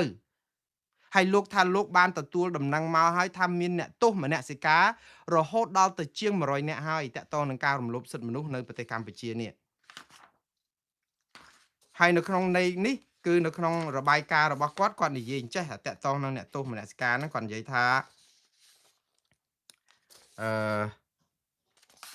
សំទោសបងប្អូនឯកសារច្រើនមែនតើខ្ញុំបានទទួលព័ត៌មានថាអាចមានមនុស្សជាង100នាក់ត្រូវបានឃុំខ្លួនក្នុងពន្ធនាគារនៅក្នុងប្រទេសកម្ពុជាដោយសារតែការប្រើប្រាស់សិទ្ធិសេរីភាពក្នុងការបញ្ចេញមតិសេរីភាពនៅក្នុងការជួបប្រជុំឬសេរីភាពក្នុងការដែលបង្កើតសហគមន៍ឬក៏ប្រមូលផ្ដុំគ្នាលោកបន្តទៀតថាគ្មាននរណាម្នាក់ត្រូវបានជាប់ពន្ធនាគារដោយសារតែការប្រើប្រាស់សិទ្ធិមនុស្សជាមូលដ្ឋានរបស់ខ្លួននោះឡើយខ្ញុំបានលើកឡើងអំពីការឃុំខ្លួននិងស្ថានភាពរបស់បុគ្គលទាំងនេះក្នុងជំនួបជាមួយនឹងរដ្ឋាភិបាលហើយបានទទួលការបដិញ្ញាចិត្តក្នុងការធ្វើការងារជាមួយខ្ញុំក្នុងខណៈដែលខ្ញុំនៅតែបន្តពិនិត្យមើលលើករណីទាំងនេះចឹងមន្ត្រីរដ្ឋាភិបាលសន្យាជាមួយគាត់ថានឹងដោះស្រាយបញ្ហាជនអ្នកទោសមនសិការនេះហើយនឹងលោកថាលោកតាមមើលតទៅទៀតតើគេធ្វើអត់ខ្ញុំពេញចិត្តសាររបស់លោកមែនតែនគឺនិយាយត្រង់ទៅត្រង់មកហើយចំចំណុចរមាស់ត្រូវរមាស់មិនដឹងថារដ្ឋាភិបាលកម្ពុជាដោះស្រាយយ៉ាងណាទេព្រោះគាត់ថានៅខ្មែរនេះអត់មានទេអ្នកទោសមនសិការមានតែអ្នកមនសិការមានទោសព្រហ្មទណ្ឌទៀតអត់មានទេអ្នកទោសនយោបាយមានតែអ្នកនយោបាយប្រព្រឹត្តទោសព្រហ្មទណ្ឌហើយជាប់គុកប៉ុន្តែអាច្បាប់ខ្មែរហ្នឹងគេទាញឲ្យយឺតដូចកស៊ូមន្ត្រីបកគណៈបកកណ្ដាលអំណាចធ្វើអីខុសក៏អត់ជាប់គុកដែរបើមន្ត្រីបពប្រឆាំងគ្រាន់តែក្អកឬក៏មើលមុខគេក៏ជាប់គុកដែរអានេះខ្ញុំនិយាយជាន័យធៀបឯងមិនដល់ថ្នាក់ហ្នឹងឯងប៉ុន្តែន័យហ្នឹងគឺអញ្ចឹងគឺធ្វើអីក៏មិនត្រូវដែរប៉ុន្តែមន្ត្រីគណៈបកប្រជាជនកម្ពុជាធ្វើអីក៏ត្រូវដែរព្រោះច្បាប់ហ្នឹងគឺគេអញ្ចឹងហើយយើងរស់នៅក្នុងប្រទេសមួយដែលច្បាប់គេអនុវត្តមានស្តង់ដារ2អញ្ចឹងតើប្រជាពលរដ្ឋនឹងមានយុត្តិធម៌សង្គមមកពីណាមិនក្តៅក្រហាយហើយអាចរស់នៅកើតទេយើងទៅចាប់គេដាក់គុកស្រាចិត្តបើមន្ត្រីខ្លួនឯងអត់អីជេរបតិចផ្ដាសាគេពេញភូមិរួចខ្លួនទាំងអស់ក្រុមអាម៉ៃអាថោងនិងលលករបស់គណៈបកប្រជាជនកម្ពុជាគណៈបកប្រឆាំងជេរតែបន្តិចដោយលោកគេវិសាលឆ្លោះគ្នាមួយម៉ៃហុងស្រៀងនៅកំពង់សោមតាមអាការជេរបចោគ្នាដូចគ្នាជេរទៅជេរមកលោកគេវិសាលជាប់គុក2ឆ្នាំហើយទារលុយ20លានរៀលឥឡូវតុលាការកម្រិតឲ្យបង់លុយ20លានរៀលទៀតជាប់គុក2ឆ្នាំទៅមិនចេញហើយបង់លុយ20លានរៀលហើយខាងលោកម៉ៃហុងស្រៀងនៅអង្គុយចាក់ថ្មិញឲ្យមើលមកថាឃើញទេអញ្ចឹងហើយមិនចូលគណៈបកប្រជាជនកម្ពុជាឲ្យសមមុខអីអញ្ចឹងទៅអាហ្នឹងចង់និយាយថាគាត់មិននិយាយអញ្ចឹងទេខ្ញុំចង់និយាយថាក្នុងចិត្តគាត់ហ្នឹងប្រហែលជាអាចនិយាយអញ្ចឹងហើយព្រោះគេចូលទៅគឺគេអញ្ចឹងគេបានច្បាប់ការពារអញ្ចឹងទឹកឡើងត្រីស៊ីសមោចទឹកហុយសមោចស៊ីត្រីទេអស់លោកវប្បធម៌ហ្នឹងគឺអស់លោកក៏ដឹងដែរសម័យខ្មែរក្រហមហ្នឹងសម្លាប់គ្នាដោយសាររឿងអញ្ចឹងតែលោកអត់ព្រមជួយកែគ្នាតែធ្វើឲ្យឈឺចាប់ដល់ពេលមានការអីតាំងវិច្ចបង្វិចរត់ចោលភូមិទៀតដែរដោយសារអីវាធ្វើអាក្រក់ពេកដូចខ្មែរក្រហមអញ្ចឹងសម្លាប់គេច្រើនពេកដល់ពេលវៀតណាមចូលមកតែពេលខ្លះរត់អត់រួចគេកាប់ដាច់3 4កណាត់ដោយសារអីវាអាក្រក់ពេកពេលខ្លួនឯងបានអំណាចអត់ព្រមជួយរយុត្តិធម៌ជួយតែធ្វើបាបគេដល់ពេលហើយរត់ចាយជើងគ្នាហើយអត់នៅស្រុកបានហើយអត់រៀងចាលនិយាយទៅអត់រៀងចាលបាទឥឡូវបន្តទៅទៀតគឺតាក់ទងនឹងរឿងខ្ញុំបន្តបញ្ចប់លោក Thomas នឹងឲ្យចប់ទៅលោក Thomas Andrew ក៏ជំរុញឲ្យកម្ពុជានិងថៃពន្លឿនកិច្ចសហការដើម្បីឲ្យជនភៀសសឹកខ្មែរបានវិលទៅលំនៅឋានវិញឆាប់លោក Thomas Andrews គាត់សរសេរពីរបាយការណ៍ជនភៀសសឹកនេះគួរឲ្យស្រក់ទឹកភ្នែកគឺគាត់បាននិយាយអំពីការរំលោភបំពានសិទ្ធិសេរីភាពប្រជាពលរដ្ឋតាក់ទងនឹងសិទ្ធិនៅក្នុងការទទួលបានការអប់រំទទួលបានលំនៅឋានទទួលបានសេវាសុខាភិបាលអីអញ្ចឹងក៏លោកបានថាប្រជាពលរដ្ឋដែលនៅជនភៀសសឹកដែលអាចវិលទៅលំនៅឋានបានវិញមកដល់ពេលនេះគឺនៅសល់ប្រហែល 20000 នាក់ទៀតហើយដោយសារតែចំនួនព្រំដែនខ្មែរថៃហ្នឹងហើយគាត់និយាយថាគាត់ខ្លោចផ្សារណាជនជាតិខ្មែរយើងដែលជាជនភៀសសឹកហ្នឹងគឺទី1បញ្ហាអប់រំក៏គាត់មានការលំបាកបញ្ហាថែទាំសុខភាពនិងសេវាផ្សេងទៀតគឺបាត់បង់អស់តែម្ដងហើយមួយទៀតគឺការដែលឆ្លងដែនទៅទំនាក់ទំនងពាណិជ្ជកម្មជាមួយថៃអីហ្នឹងក៏ត្រូវបានរំខាន ខ្លាំងមែនតើរហូតដល់ប្រជាពលរដ្ឋសហគមន៍នៅតាមក្បែរព្រំដែនហ្នឹងមិនអាចរកទទួលទានរបរទំនិញលក់ទំនិញដូចរបស់របរកសិកម្មនិងទំនិញអីផ្សេងទៀតហ្នឹងគឺអត់បានទេដាច់ទៅទេហើយអញ្ចឹងនៅក្នុងន័យនេះគឺគាត់ទៀមទាគាត់ជំរុញមិនមែនជំរុញតែថៃទេបងប្អូនឃើញទេលោក Andrews អត់ថ្កោលទោសថៃទេគឺគាត់គ្រាន់តែនិយាយថាជនភៀសសឹកនេះគឺ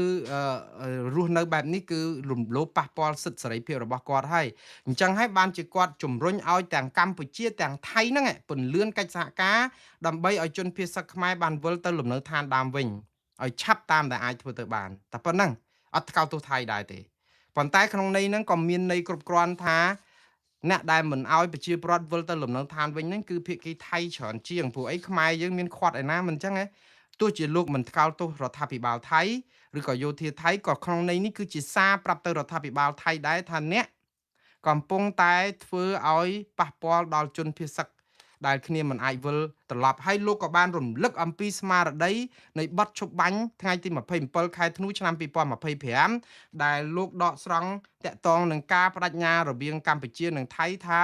នឹងសម្របសម្រួលឲ្យជនភៀសសឹកបានវិលទៅលំនៅឋានវិញដើម្បីកុំឲ្យមានការរារាំងប៉ុន្តែអ្វីដែលជាការខ្ទាស់រឿងដែលសំខាន់បំផុតគឺថៃទេដែលយកលេសមួយគឺអាស្មារតីនៃបទឈប់បាញ់ហ្នឹងគឺថៃអត់ឲ្យប្រជាពលរដ្ឋខ្មែរចូលទៅតំបន់ដែលកម្ពុជាព្រមឲ្យនៅណានៅហ្នឹងនេះអាកន្លែងនេះហើយដែលថៃយកជាកន្លឹះហើយលោក Thomas Andrew ក៏គាត់គាត់ជំរុញឲ្យខ្មែរនិងថៃគោរពតាមបទឈប់បាញ់ហ្នឹងទៅហើយចាប់ផ្ដើមសម្រួលដោះស្រាយបញ្ហាព្រំដែនហ្នឹងឲ្យបានឆាប់ទៅដើម្បីឲ្យជនភៀសសឹកវិលទៅលំនៅឋានវិញក៏ប៉ុន្តែនៅក្នុងហ្នឹងអ្វីដែលលោក Thomas Andrew អត់បានច្បាច់លើកហ្នឹងគឺតាក់ទងនឹងបទឈប់បាញ់ហ្នឹងគឺកម្ពុជាព្រមឲ្យថៃនៅណានៅហ្នឹងអ្នកនៅពេលដែលថៃនៅណានៅហ្នឹងគឺថៃចាត់ទុកថាតំបន់ដែលគេគ្រប់គ្រងបានគឺគេមិនឲ្យប្រជាពលរដ្ឋស៊ីវិលចូលដោយសារតែគេគិតថាប៉ះពាល់ដល់សុខសុវត្ថិភាពទាហានគេដែលកំពុងឈរជើងព្រោះបើឲ្យជនស៊ីវិលចូលទៅអាតំបន់គេនៅណានៅហ្នឹងចោះអ្នកបន្លំទៅបាញ់ទៅបោកគ្រាប់បែកអីទៅស្លាប់ដល់ទាហានគេយល់លេសអញ្ចឹងណាបងប្អូនហើយថ្ងៃនេះរឿងលេសហ្នឹងគឺខ្ញុំបន្ថែមចូលទៅក្នុងអត្ថបទហ្នឹងដដែលប្រព័ន្ធផ្កាយរណបដែលខាងសារព័ត៌មានកម្ពុជានៅស្រុកខ្មែរចងក្រងបងប្អូនស្រក់ទឹកភ្នែកហើយប្រព័ន្ធផ្កាយរណបនេះគឺគាត់មើលពីព្រឹត្តិការណ៍មុនបាញ់គ្នាហើយនឹងក្រោយបាញ់គ្នាឥឡូវនេះគឺគាត់រកឃើញថាភូមិអ្នកស្រុកជាពិសេសផ្ទះអ្នកស្រុកនៅតំបន់ដែលមានចំនួនដែលថៃកំពុងគ្រប់គ្រងហ្នឹងថៃបានឈូសឆាយរៀបដល់ដីនិយាយទៅគឺរើផ្ទះនឹងចោលអស់តែម្ដងនៅសល់តែដីទទេទេអានេះគឺអ្វីដែលបងប្អូនបើសិនជាខ្ញុំលើកទឹកចិត្តឲ្យចូលទៅមើលប្រព័ន្ធផ្កាយរណបរបស់សំទោសវីដេអូរបស់សារព័ត៌មាន The Cambodia ណាវាយពាក្យកម្ពុជាទៅនៅក្នុង Facebook ហ្នឹងបងប្អូនឃើញព្រោះនេះជាសារព័ត៌មានដែលគួរឲ្យជឿទុកចិត្តនៅកម្ពុជាជួយគ្រប់គ្រងពួកគាត់ផងទៅព្រោះសារព័ត៌មានដែលគួរឲ្យទុកចិត្តបែបនេះអីហ្នឹងគឺចិត្តផុតពូជអស់ហើយបងប្អូនគាត់ធ្វើវីដេអូនេះគឺសំទោសខ្ញុំច្រើនពេកបងប្អូនហើយឯកសារនេះបាទវីដេអូនេះគឺគាត់បង្ហាញអំពីភូមិព្រៃច័ន្ទភូមិជោគជ័យតំបន់បឹងតគួននិងតំបន់អូខ្លាឃ្មុំជោគជ័យបឹងតគួនព្រៃច័ន្ទផ្ទះប្រជាពលរដ្ឋខ្មែររាប់សិបខ្នងគឺថៃឈូសចោលទាំងអស់នៅសល់តែដីទទេឲ្យសម្អាតយ៉ាងស្អាតនេះហើយដែលបងប្អូនរងចាំវិលទៅផ្ទះវិញហ្នឹងទៅឥឡូវនៅសល់តែដីទទេឲ្យគេដាក់សំណង់យោធាត្រង់សេប៉ោះយាមធ្វើផ្លូវធ្វើអីអស់ហើយអញ្ចឹងគឺរៀបថេងមកស្អាតហ្មងគឺឈូសផ្ទះចោលឬកវត្តចោលអស់តែម្ដងនៅសល់តែដីទទេឡើងស្អាតឆេញហ្មងអាហ្នឹងសម្រាប់បឹងតគួនភូមិជោគជ័យភូមិព្រៃច័ន្ទឯនៅតំបន់អូខ្លាឃ្មុំ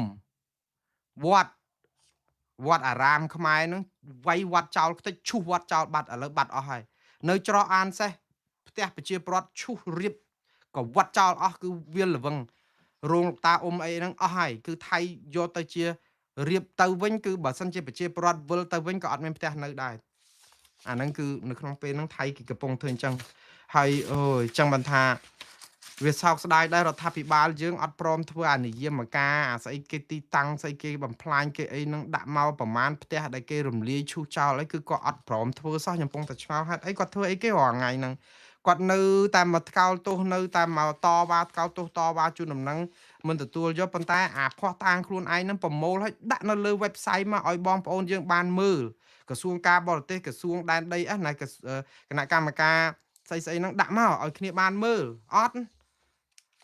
អូខេឥឡូវលោក Thomas Andrew និយាយពីរឿងជនភៀសសឹកហ្នឹងគឺគាត់និយាយពីរឿងសិទ្ធិមនុស្សទូទៅតាក់ទងនៅក្នុងការដែលមិនអោយជនភៀសសឹកវិលទៅលំនៅឋានវិញហ្នឹងគឺជារឿងត្រឹមត្រូវដែលគាត់និយាយប៉ុន្តែมันអាចទៅធ្វើអីថៃបានទេបងប្អូនដោយសារអីយើងមានកិច្ចព្រមព្រៀងបាត់ឈប់បាញ់ឲ្យថៃនៅណានៅហ្នឹងដែលថាថៃនៅណានៅហ្នឹងគឺថៃយល់លេសហ្នឹងគេថាដើម្បីសុវត្ថិភាពរបស់ទាហានគេគឺគេមិនអោយជនស៊ីវិលចូលទេព្រោះអីយើងសញ្ញេឲ្យនៅអញ្ចឹងបើយើងកុំសញ្ញេថានៅណានៅហ្នឹងឲ្យថៃដកឧទាហរណ៍ថាឥឡូវ3ខែស្ងប់ហើយមិនវាយគ្នា6ខែឬក៏1ឆ្នាំដកឲ្យអស់ទៅចំណុចដើមមុនថ្ងៃទី28ខែឧសភាឆ្នាំ2025តាំងពីបាញ់សម្លាប់លោកសួនរ៉តអាហ្នឹងប្រហែលជាយើងដឹងថាថៃត្រូវតែរងសម្ពាធត្រូវដកឲ្យទៅចំណុចដើមតែនេះអត់នៅណានៅហ្នឹងគឺជាកិច្ចព្រមព្រៀងមួយជាអមតៈអញ្ចឹងហើយហ្នឹងហើយឲ្យមកវាស់វែងហើយថៃអត់ព្រមវាស់ទៀតហើយឥឡូវថៃគេចេញសេចក្តីថ្លែងការណ៍មួយបន្ទប់ស្ថានភាពគេថាអឺគេប្រាប់សហគមន៍អន្តរជាតិថាថៃគោរពតាមស្មារតីនៃបទឈប់បាញ់ហើយបដិញ្ញានៅក្នុងការសហការជាមួយកម្ពុជាប្រើអយន្តការ JBC វាស់វែងព្រំដែននឹងដែរណាគាត់តបទៅនឹងលោកទាសីហាដែលឆ្លើយទៅកាសែតថៃនិយាយអំពីបន្ទប់ស្ថានភាពនេះគឺមានសេចក្តីថ្លែងការណ៍គាត់តបទៅលោកទាសីហាកាលពីម្សិលមិញហ្នឹងដែលចោតប្រកាន់ថៃថាថៃគេថាចោតប្រកាន់គេថាថៃហ្នឹងគឺកិច្ចឬក៏មិនព្រមសម្របសម្រួលដោះស្រាយដើម្បីវាស់ព្រំដែនថៃគេថាគេអត់អាចធ្វើបានគេនៅតែបដិញ្ញាដោះស្រាយបញ្ហាដោយសន្តិវិធីប៉ុន្តែគេគោរពស្មារតីនៃបទឈប់បាញ់គឺអាបទឈប់បាញ់ហ្នឹងបញ្ជាក់ថាថៃនៅណានៅហ្នឹងហើយថៃនៅណានៅហ្នឹងថៃមានសិទ្ធិសង់ហេដ្ឋារចនាសម្ព័ន្ធដើម្បីការពារសុវត្ថិភាពថៃទាហានថៃជនស៊ីវិលថៃកុំឲ្យមានការលបបាញ់បោកគ្រាប់បែកគេថៃគេថាអញ្ចឹងហើយដល់ពេលថាអញ្ចឹងស្ដាប់មកសហគមន៍អន្តរជាតិច្បាស់ជាគិតថាមកយើងសញ្ញេឲ្យគេនៅណានៅហ្នឹងឥឡូវបើទាហានថៃនៅហ្នឹងបានន័យថាគេដាក់ប៉មដាក់ប៉ោះយាមគេធ្វើជីកត្រង់សេគេដាក់លបងបលាលួសដាក់អីអញ្ចឹងហើយកុំឲ្យទាហានគេត្រូវរបួសឬក៏រំខានដោយបញ្ហាសន្តិសុខផ្ទុយទៅវិញអានៅបត់ជប់បាញ់ចាំខ្ញុំនិយាយថាបើយើងចែងថាឲ្យដកទៅវិញក្រោយ3ខែក្រោយ6ខែតែបងប្អូនបើយើងថាអញ្ចឹងថៃក៏គេមិនព្រមណាថៃខូចសង្ងំវាគ្មានជំរើសទេនិយាយទៅវាជាសម្បទានធំមែនតើដែលមែនតើសម្បទាននេះគឺជាសម្បទានដែលកម្ពុជាដកខ្លួនអត់រួចណាអញ្ចឹងបើយកអាកិច្ចព្រមព្រៀងហ្នឹងយកមកប្រើគឺកម្ពុជាអត់បានដីមកពីថៃវិញខ្ញុំនៅតែគិតជឿ 100% អញ្ចឹងតែខ្ញុំនៅតែជឿ 100% ដែរថាបើប្តឹងទៅតុលាការព្រហ្មទណ្ឌអន្តរជាតិនិងយុត្តិធម៌អន្តរជាតិនឹងបានដីខ្មែរមកវិញ 100% ហើយបើអត់អាហ្នឹងវាយគ្នាលេងល្អបើតុលាការចេញមកហើយគឺដឹងថាមានអ្នកស្ម័គ្រចិត្តស្លាប់តិចទៅទៀតណាវាយយកដីយើងវិញកុំខ្លាចព្រោះអីតឡាការគេសម្រាប់ឲ្យយើងមិនដកថយមានរឿងអីយើងទុកឲ្យថៃរួចខ្លួនខ្ញុំក៏គិតថាបើសង្គ្រាមក៏សង្គ្រាមទៅព្រោះដើម្បីការពារជាតិយើងតែបើឥឡូវយើងអត់អាចទៅធ្វើអីថៃកើតទេព្រោះយើងមានបត់ឈប់បាញ់ហើយយើងអត់ប្តឹងគេឥឡូវបើប្តឹងមើលប្តឹងទៅតុលាការអន្តរជាតិហើយតុលាការអន្តរជាតិថាថៃត្រូវតែដកបើថៃអត់ដកអានឹងល្អមើលប្រជាពលរដ្ឋខ្មែរខ្ញុំជឿថាទាំង18លានអ្នកនឹងគិតដូចខ្ញុំហើយតែបើណឯងអត់ដកក្រោយបត់ឈប់បាញ់ហ្នឹងគឺត្រូវចាត់ការណឯងណាប៉ុន្តែឥឡូវអាគេមិនដកឲ្យគេឈ្លានពានយើងរាល់ថ្ងៃអត់ចាត់ការទៀតទាហានខ្មែរយើងប្រឈមមុខមានអាបាញ់ស៊ីបមានអាអីហើយឥឡូវទាហានខ្មែរយើងនៅព្រំដែនហ្នឹងមិនដឹងអាម៉េចទេបន្តិចរៀលកាយក៏ភ្លើងស្លាប់មួយបន្តិចរៀលកាយក៏ភ្លើងស្លាប់មួយហើយចោះយើងទៅបញ្ជូនមនុស្សជំនាញទៅមិនឲ្យរៀលកាយក៏ភ្លើងស្លាប់ហ្នឹងវាពិបាកណាស់យើងអត់ទទួលព័ត៌មានអីច្បាស់លាស់ជួនកាលរដ្ឋាភិបាលហ្នឹងលាក់ព័ត៌មានទៅចេះតែថាគ្នារៀលកាយតាមពិតថៃបាញ់ក៏យើងអត់ដឹងព្រោះយើងអត់ស្មោះត្រង់នឹងការផ្សាយព័ត៌មានឲ្យលឺតែស្លាប់លឺតែលបួសលឺតែត្រូវគ្រាប់រហូតហើយតែសិតតែគ្រោះថ្នាក់ដោយខ្លួនឯងចុះទៅហ៊ានយើងសិតបដោះបដាលគ្រោះថ្នាក់ដោយខ្លួនរៀលកាយក៏ភ្លើងអាការប្រវែងណាស់រៀលកាយបើរៀលកាយក៏វាទៅរៀលទៅឯណាហត់អីមករៀលត្រូវខ្លួនឯងក៏ភ្លើងប្រវែងណាណៃបើក៏ភ្លើងខ្លីអីកាន់ក្បែរខ្លួនអីទៅវាខ្លាំងខ្លាចអត់តំណងវាខ្លាចទៅត្រូវគេបាញ់ស៊ីបអីអញ្ចឹងយើងចេះលាក់ព័ត៌មានក៏ថាបានដែរបងប្អូនអើយរកម្មចិត្តមែនតើតែយ៉ាងណាបងប្អូនខ្ញុំស្លេះរឿងនេះឲ្យលោក Thomas Andrew គាត់ថា ជនភៀសសឹកនឹងក៏ខ្លោចផ្សាគាត់ទទួលស្គាល់ណែរឿងដែលខ្មែរយើងជេរមួងណារ៉េតណានិយាយពួកអាម៉ៃអាថោងលលោកគណៈបកប្រជាជនកម្ពុជាជេរមួងណារ៉េតណាឥឡូវជេរលោក Thomas Andrew ដែរទៅបើគ្រាន់បើចិត្តសឿងជេរលោក Thomas Andrew ដែរទៅកុំជេរអីតែមួងណារ៉េតហេតុអីបានខ្ញុំនិយាយចឹងលោកនិយាយអញ្ចេះចំនួនព្រំដែនខ្មែរថៃធ្វើឲ្យសេដ្ឋកិច្ចកម្ពុជារងផលប៉ះពាល់យ៉ាងដំណំនេះគឺជាប្រសាសន៍របស់លោក Thomas Andrew ទេគាត់និយាយហើយតាមពិតមិនមែនលោក Thomas អ្នកនិយាយទេណាក៏ដឹងដែរថាចំនួនព្រំដែនខ្មែរថៃខ្មែរខាតច្រើនជាងថៃអ្នកណាក៏ដឹងដែរក៏ប៉ុន្តែយើងនឹងនិយាយពីកាប់មុខឲ្យតែនិយាយអីប៉ះថាអូ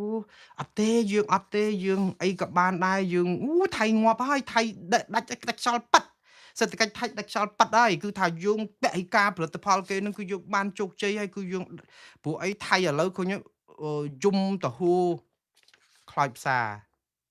អានេះគឺវិទ្យុអាខ្មាំងយួនរបស់ខ្មែរក្រហមគឺគេផ្សាយតែអញ្ចឹងទៅបងប្អូនចូលភូមិនេះសម្រាប់ពួកអាខ្មាំងយួនចាប់បាន500នាក់សម្រាប់រង្គាលពេញភូមិហ្នឹងមានតែ70នាក់ឯងគោក្របីស្លាប់រាប់សិបក្បាលគោមានតែ5 10នឹមឯងតែនិយាយពីងាប់ពេញភូមិរាល់ថ្ងៃផ្សាយរាល់ថ្ងៃដល់ពេលមែនតើអត់មានមនុស្សណាស្លាប់ម្នាក់អត់មានគោក្របីណាចាប់បានម្នឹមទេតែចេះតែអាខ្មាំងយួនចឹងទៅលឺទៅប្រជាប្រដ្ឋយូរទៅអត់អាចទៅធ្វើនយោបាយអីឈ្នះគេដោយសារយើងអត់ដឹងសត្រូវហើយយើងនាំគ្នាសរសើរខ្លួនឯងហើយទៅបង្អាប់សត្រូវនៅពេលដែលសត្រូវខ្លាំងអត់ទទួលស្គាល់ការពិតអានេះជាគេហៅថាការចាញ់សង្គ្រាមដោយមិនបាច់ច្បាំងណាបងប្អូនយើងចាញ់ដោយយើងមើលងាយសត្រូវយើងទៅអាងអួតថាខ្លួនឯងធ្វើនឹងជោគជ័យហើយពហិការនឹងទៅថៃគេដេកដួលស្អីសេដ្ឋកិច្ចថៃគេឡើងរាល់ឆ្នាំហើយទៅមកហ្នឹងសេដ្ឋកិច្ចថៃគេ380លានទៅពិភពលោកមកខ្មែរតែ3មិនដល់500លានហ្នឹងអត់បាន3%ផងហ្នឹងគេទៅ97%លើលោកហើយយើងបិទទៅលោក Thomas Andrew ក៏ថាបិទព្រំដែននេះគឺប៉ះពាល់សេដ្ឋកិច្ចខ្លាំងមែនតើដោយសារអីទី1គឺប៉ះពាល់ខាងសេដ្ឋកិច្ចទី2សហគមន៍ដែលនៅព្រំដែនត្រូវការអាស្រ័យផលលក់ដូរផ្លាស់ប្ដូរដោះដូរទំនិញហ្នឹងគ្នាដាច់លបកសិកម្មនិងទំនិញអីផ្សេងទៀតបញ្ហាប៉ះពាល់ទាំងអប់រំទាំងអីហ្នឹងគាត់សេវាសុខាភិបាលក៏ប៉ះពាល់ហើយគាត់និយាយទៀតថាអ្នកដែលធ្វើដំណើរព្រំដែនឆ្លងលែងបានហើយមានប្រជាពលរដ្ឋខ្មែរជាង900,000នាក់មកពីថៃរកការងារអត់បានធ្វើច្រើនណាស់អ្នកទាំងអស់នេះក៏រងផលប៉ះពាល់នៅស្រុកខ្មែរដែរដោយសារអីជំនាញរបស់គាត់ដែលមាននឹងវាអត់ត្រូវគ្នានឹងអ្វីដែលអាចគាត់ធ្វើការនៅខ្មែរដើម្បីបានការងារនឹងសោះដូច្នេះបើទៅថៃទៅធ្វើជាគូលីគេទៅស្រួលប៉ុន្តែនៅខ្មែរអាគូលីនឹងអត់មានទេព្រោះមនុស្សដណ្ដើមការងារគ្នាធ្វើរៀនដល់បរិញ្ញាអីមកបុកលហុងអីដែរដោយសារវាអត់ការងារធ្វើដល់អញ្ចឹងកម្មករខ្មែរយើងទៅកាប់អំពៅកាប់អីនៅថៃមកវិញមានអំពៅណាឲ្យកាប់ដល់អញ្ចឹងគ្នាមិនធ្វើអីកើតព្រោះអត់មានជំនាញឯកទេសហ្នឹងដល់អញ្ចឹង900,000អ្នកជាងហ្នឹងគឺភាគច្រើនអត់មានការងារធ្វើក៏រងទុក្ខវេទនានេះជាផលវិបាកនៃអាបញ្ហាបិទព្រំដែនតែយើងមើលអត់ឃើញហើយកន្លែងហ្នឹងយើងគិតថាអូឥឡូវមកធ្វើការងារអ្នកអត់ការងារធ្វើនៅស្រុកខ្មែរមានតែមិនដល់ 0.1% ហ្នឹងអីចឹងទៅនឹងទៅសួរលោកហេងសួរដល់ពេលលោក Thomas Andrew គាត់ថាប៉ះពាល់ខ្មែរខ្លាំងជាងថៃទៅទៀតហើយគាត់ថាចឹងហើយបាទគាត់ទៀមទាឲ្យមានដំណោះស្រាយឲ្យបានឆាប់អីចឹងទៅបាទលើយកទៅស្ដាប់ខ្លួនឯងទៅហើយទៅរករឿងលោក Andrew ទៅកុំមករករឿងខ្ញុំយើងតើមានអ្នករីកាពិសេសនិយាយតែបន្តិចទៀតចេញសេចក្តីថ្លែងការណ៍មកថាលោក Thomas Andrew ហ្នឹងគ្រប់គ្រងបពប្រឆាំងឬក៏និយាយព័ត៌មានអីមិនពិតទៀតក៏មិនដឹងដែរខ្ញុំចាំតែមើលសេចក្តីថ្លែងការណ៍របស់គណៈបកប្រជាជនកម្ពុជានិងរដ្ឋាភិបាលខ្មែរទេតែបើម៉ោងហ្នឹងហើយហ៊ានតែទាត់ចោលរបាយការណ៍របស់លោក Andrew ទៀតគឺកម្ពុជាយើងចប់លែងហៅលឺបាទអញ្ចឹងរឿងចំណុចធំ3ដែលលោក Thomas Andrew ថ្លែងនេះគឺខ្ញុំបានជម្រាបជូនបងប្អូនហើយឥឡូវចូលដល់ព័ត៌មានបន្តទៅទៀតតាក់ទងនឹងអង្គការ UNESCO ចឹងបានថាភ្លៀងនៅពេលដែលភ្លៀងមកមួយមេឃគឺបាក់មេឃមកជន់លិចភូមិខ្មែរហ្មងអង្គការក្រុមប្រឹក្សារបស់ UNESCO ក្រុមប្រឹក្សាសហភាពអឺរ៉ុបបានដាក់ឈ្មោះមនុស្ស7នាក់និងក្រុមហ៊ុន ស្ថាប័ន3ធំក្នុងនោះមាន2របស់កម្ពុជាក្នុងបញ្ជីខ្មៅលើកដំបូងអត់ដែលទេសហភាពអឺរ៉ុបនេះអត់ដែលថ្កោលទោសរឿងឆបោកអនឡាញនេះទេពីមុនមកលើកនេះលើកដំបូងហើយមានឈ្មោះធំជាងគេគឺមានលោកចិនស៊ីហើយនឹងលោកមេរបស់ក្រុមហ៊ុនស្អីចិនប៉ៃ group ក្រុមហ៊ុន2ក្រុមហ៊ុន Print Group របស់លោកចិនស៊ីនិងក្រុមហ៊ុនចិនប៉ៃរបស់ជនជាតិចិនម្នាក់ដែលឥឡូវនេះចិនកាលពីដើមឡើយរឿងចិនប៉ៃបន្តិចឥឡូវយើងមិនបាច់ទេរឿងលោកចិនស៊ីហ្នឹងក៏ក្រើកអស់ហើយយើងដឹងហើយឈ្មោះគាត់ហ្នឹងឥឡូវអឺរ៉ុបគេចាប់ផ្ដើមថ្កោលទោសម្ដងដាក់ក្នុងបញ្ជីខ្មៅគេកាលមុនដាក់តាមបញ្ជីខ្មៅអាមេរិកឥឡូវបញ្ជីខ្មៅអឺរ៉ុបទៀតអស់ផ្លូវដើរហើយតែក្រុមហ៊ុនមួយទៀតហ្នឹងឈ្មោះចិនប៉ៃហ្នឹងណាតាមពិតកាសែត The Diplomat លោក Jacobson ដែលគាត់សរសេរអត្ថបទស្រាវជ្រាវមួយតាក់ទងនឹងរឿងក្រុមហ៊ុនចិនប៉ៃនេះគាត់រកឃើញថានៅក្នុងការចុះបញ្ជីពាណិជ្ជកម្មនៅកម្ពុជាក្រុមហ៊ុនចិនប៉ៃនេះពីដើមឡើយក្នុងឆ្នាំ2017គឺលោកសសុខាដែលជារដ្ឋមន្ត្រីក្រសួងការពារក្រសួងមហាផ្ទៃសប្ងៃនេះកាលពីមុនគាត់មិនមែនជារដ្ឋមន្ត្រីក្រសួងមហាផ្ទៃទេពួកឪពុកគាត់គឺលោកសខេងជារដ្ឋមន្ត្រីក្រសួងមហាផ្ទៃគាត់ទើបតែឡើងតាមជើងខោឪពុកនៅពេលដែលក្រោយមកនេះទេប៉ុន្តែលោកសសុខាហ្នឹងមានឈ្មោះថាជាប្រធានក្រុមហ៊ុនចិនប៉ៃហ្នឹងក្នុងឆ្នាំ2017ពាក់កណ្ដាល2018មុននឹងគាត់លាឈប់ឬក៏លែងធ្វើជាប្រធានក្រុមហ៊ុនចិនប៉ៃនេះក៏បញ្ហាឆបោកអនឡាញមានការកើតកក្រើកហ្នឹងគាត់ថាគាត់នៅបន្តជាប្រធាននេះគឺតាមសារព័ត៌មាន The Diplomat ខ្ញុំសូមឲ្យបងប្អូនទៅមើលសារព័ត៌មាន The Diplomat ចុះថ្ងៃទី28ខែតុលាឆ្នាំ2025ដែលគេសរសេរតាក់ទងនឹងរឿងលោកសសុខាហើយនឹងក្រុមហ៊ុនចិនប៉ៃ search នៅក្នុង Google ក៏បានដែរដាក់ថាចិនប៉ៃនិងសសុខា and the Diplomat ដាក់ប៉ុណ្ណឹងទៅមកឲ្យអត្ថបទហ្នឹងមកឲ្យបើកមើលទៅហើយរឿងនេះគឺជារឿងស្រាវជ្រាវរបស់អ្នកស្រាវជ្រាវអាមេរិករូបនេះដែលជាអ្នកឆ្លើយឆ្លងព័ត៌មានអន្តរជាតិរូបនេះផងយើងមិនមែនគិតថាលោកសសុខាប្រព្រឹត្តការឆបោកអនឡាញទេគ្រាន់តែគាត់មានឈ្មោះជាមួយនឹងក្រុមហ៊ុនចិនប៉ៃដែលក្រោយមកផ្ទេរឈ្មោះទៅជាក្រុមហ៊ុនកាស៊ីណូអីចិនប៉ៃហ្នឹងមានជាប់នៅក្នុងបញ្ជីខ្មៅគេរហូតគឺសាខាចិនប៉ៃនឹងដដែលអញ្ចឹងហើយបានជាលោកសសុខាគាត់មួម៉ៅគាត់ដែរគាត់ថាគាត់អត់មានជាប់ពាក់ព័ន្ធនឹងការឆបោកអនឡាញទេអញ្ចឹងគាត់បាននិយាយថាអត់ជាប់ពាក់ព័ន្ធឆបោកអនឡាញក៏ប៉ុន្តែអត់ទាន់មានដំណឹងដែលនិយាយថាគាត់មិនមែនជាប្រធានក្រុមហ៊ុនចិនប៉ៃកាលពីឆ្នាំ2017ហ្នឹងទេគាត់អត់មានប្រកែកព័ត៌មានហ្នឹងគាត់ថាគាត់អត់ជាប់ពាក់ព័ន្ធនឹងក្រុមហ៊ុនចិនប៉ៃហ្នឹងនៅក្នុងឥឡូវហ្នឹងអត់មែនហើយនឹងបន្តទៅទៀតគឺគាត់ថាគាត់អត់មានទាំងជាប់ពាក់ព័ន្ធនឹងឆបោកហើយឥឡូវមានឈ្មោះនៅក្នុងសេចក្តីស្នើច្បាប់របស់រដ្ឋសភាអាមេរិកតាក់ទងនឹងការប្រយុទ្ធប្រឆាំងការឆបោកអនឡាញមានឈ្មោះលោកសសុខានៅក្នុងហ្នឹងហើយលោកសសុខាបានជួលក្រុមមេធាវីអាមេរិក2ក្រុមហ៊ុនអស់ជិត$300,000ដើម្បីឲ្យលុបឈ្មោះចេញតែប៉ុណ្្នឹងឯងឥឡូវហ្នឹងគឺឥឡូវសហភាពអឺរ៉ុបក្រុមប្រឹក្សាគេថ្កោលទោសដាក់ឈ្មោះនៅក្នុងបញ្ជីចិនប៉ៃហ្នឹងតែឥឡូវចិនប៉ៃអឺរ៉ុបអត់ដាក់ឈ្មោះលោកសសុខាទេដាក់ឈ្មោះចិនម្នាក់នៅក្នុងហ្នឹងមេខ្លោងចិនដែលនៅក្នុងបញ្ជីខ្មៅគេយូរហើយក្រៅពីហ្នឹងគឺមានបុគ្គលច្រើនអ្នកទៀតតែខ្ញុំមិនបាច់រៀបរាប់អស់ឲ្យតែស្គាល់តែក្រុមហ៊ុន2នៅស្រុកខ្មែរប្រហែលទៀតគឺតាក់ទងភូមាក្រុមការ៉ែនក្រុមអីកម្លាំងប្រដាប់អាវុធការ៉ែនដែលបើកក្រុមហ៊ុនឆបោកអនឡាញហ្នឹងធ្វើទរណកម្មសម្លាប់មនុស្សធ្វើបាបប្រជាពលរដ្ឋជួញដូរមនុស្សអីក្រុមហ៊ុនចិនប៉ៃហ្នឹងក៏ជាប់នឹងរ៉ូស៊ីនៅភូមាហ្នឹងដែរគឺថាដូចសឡកពឹសចឹងបាទឥឡូវគឺអានេះរឿងវាកម្មពៀរគឺដូចខ្ញុំនិយាយចឹងភ្លៀងបាក់មេឃមកលិចផ្ទះលិចភូមិអ្នកស្រុកខ្មែរគួរឲ្យអាសូរមែនតើអូខេឥឡូវអស់ពីព័ត៌មានហ្នឹងខ្ញុំនៅសល់ពេលប្រហែលជា20នាទីទៀតបងប្អូនដោយសារតែផ្អែមបន្លែបានមែនក៏ប៉ុន្តែខ្ញុំនៅតែមានកិច្ចការដែលត្រូវធ្វើម៉ោងប្រហែលជា20នាទីទៀតខ្ញុំមានប្រជុំសំបីតាថ្ងៃសុកអត់ធ្វើការហ្នឹងក៏មានប្រជុំដែរដោយសារតែមានកិច្ចការងារផ្ទាល់ខ្លួនច្រើនព្រោះខ្ញុំមិនអាចមកពឹងការងារផ្សាយព័ត៌មានបង្អែមលៀងមាត់នេះដើម្បីអត់បានលុយស្ម័គ្រចិត្តឯណាយើងខ្ញុំត្រូវការរកអាហាររបរទទួលទានទៀតដើម្បីបន្តបិទបានលុយពីប្រាក់ខែខ្ញុំនៅទីក្រុងឡុងប៊ិច7-8,000មួយខែមែនប៉ុន្តែគាត់ដល់បង់ថ្លៃផ្ទះហ្នឹងអស់5-6,000បាត់ហើយហ្នឹងចុះហ្នឹងយើងមានតាន់គិតទឹកភ្លើងមានតាន់គិតការហូបចុកបង់ធានារ៉ាប់រងឡានថ្លៃសាំងថ្លៃស្អីទៀតអញ្ចឹងខ្ញុំសប្ងៃនេះរលុយបើក្រោម$9,000នៅក្នុងមួយខែគឺខ្ញុំអត់អាចទប់ការចំណាយខ្ញុំបានទេខ្ញុំនិយាយស្មោះ គឺ$9,000ចឹងបាទខ្ញុំចិត្តតែឆ្ងល់ថានៅស្រុកខ្មែរប្រាក់ខែ210ហ្នឹងគាត់ហូបអីគេខ្ញុំហើយយើងថាទូកធំក្តោងធំអញ្ចឹងហើយបានជាខ្ញុំសវេសវ៉ារករបរអីច្រើនផ្សេងទៀតដែលមិនយករបរផ្សាយនេះគឺផ្សាយដោយស្ម័គ្រចិត្តដើម្បីឲ្យបងប្អូនបានព័ត៌មាននេះហើយត្រូវយកពេលវេលាដែលត្រូវរកទទួលទានអីហ្នឹងមកផ្សាយនេះអញ្ចឹងហើយបានជាខ្ញុំចេះតែ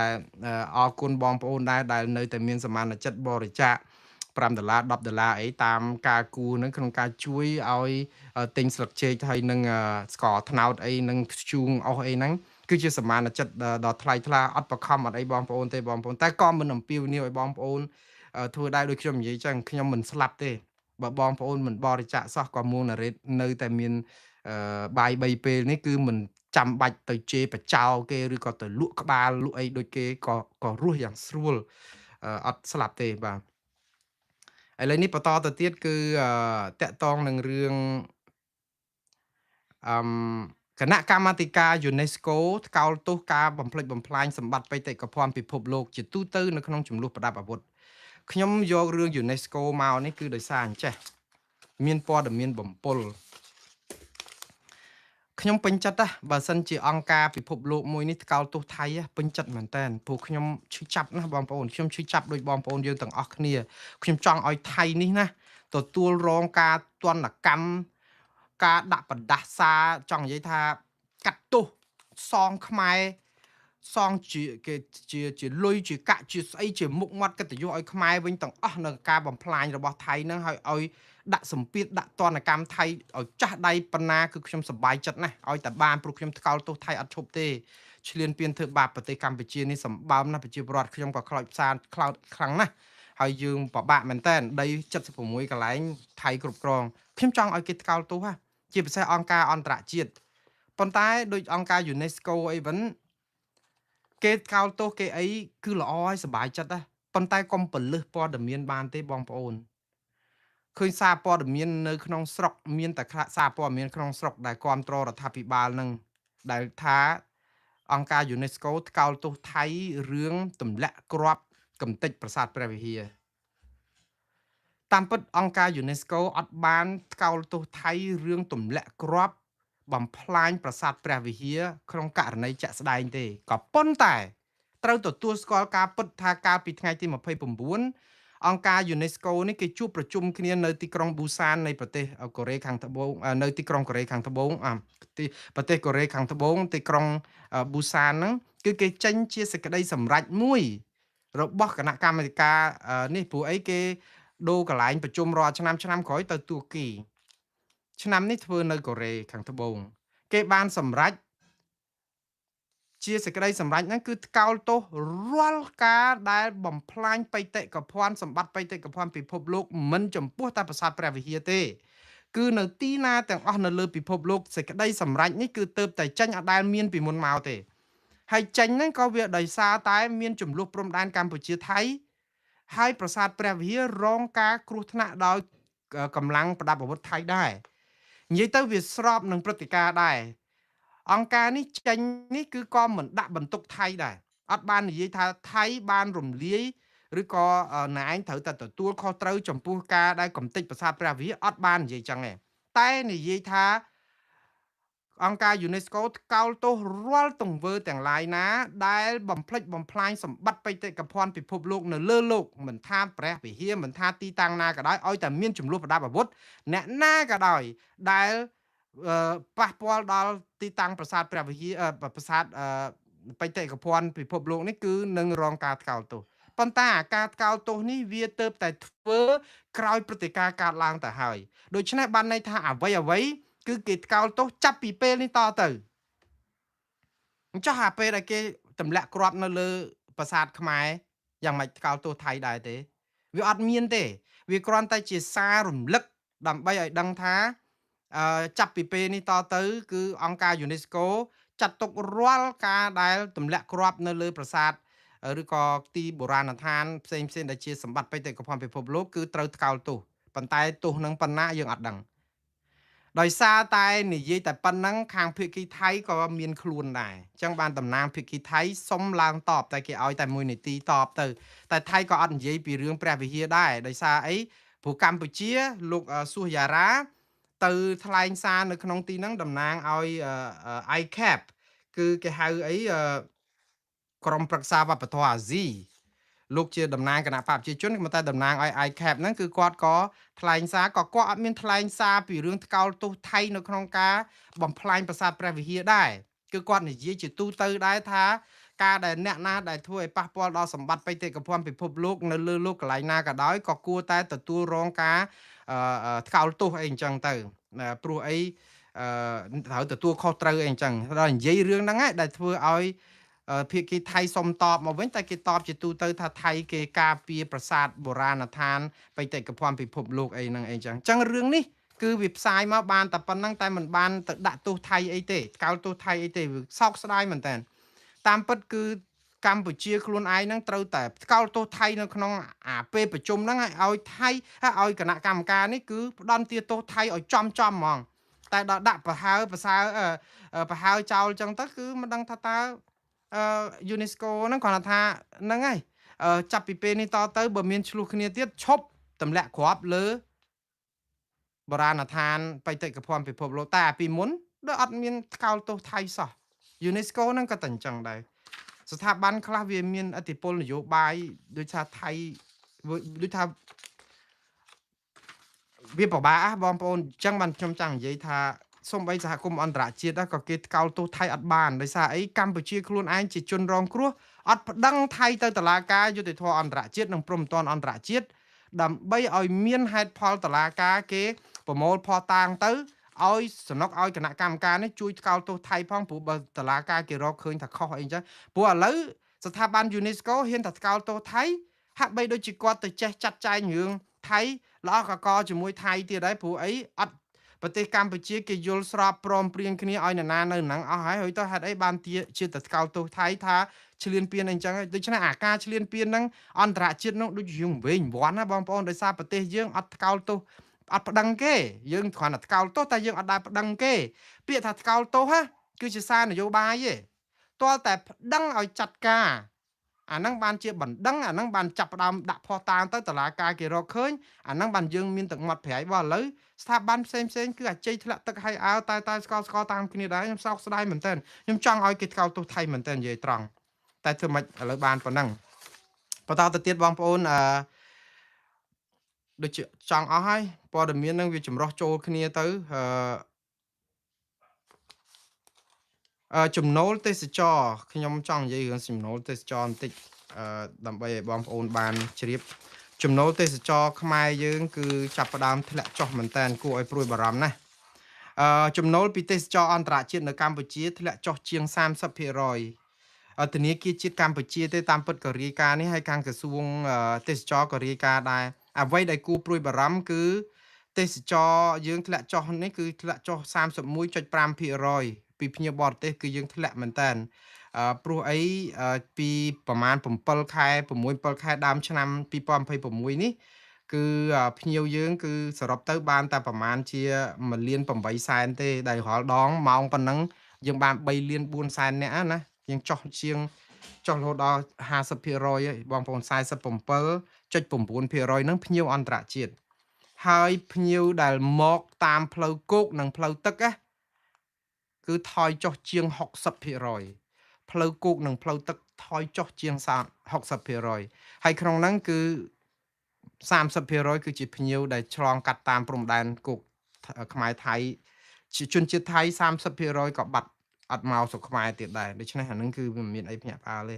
នេះគឺជាបញ្ហាមួយធំដែរនៅពេលដែលអញ្ចឹងយើងបាត់ចំណូលសម្រាប់បងប្អូនភ្ញៀវទេសអ្នកកទេសចរអីអញ្ចឹងណាបងប្អូន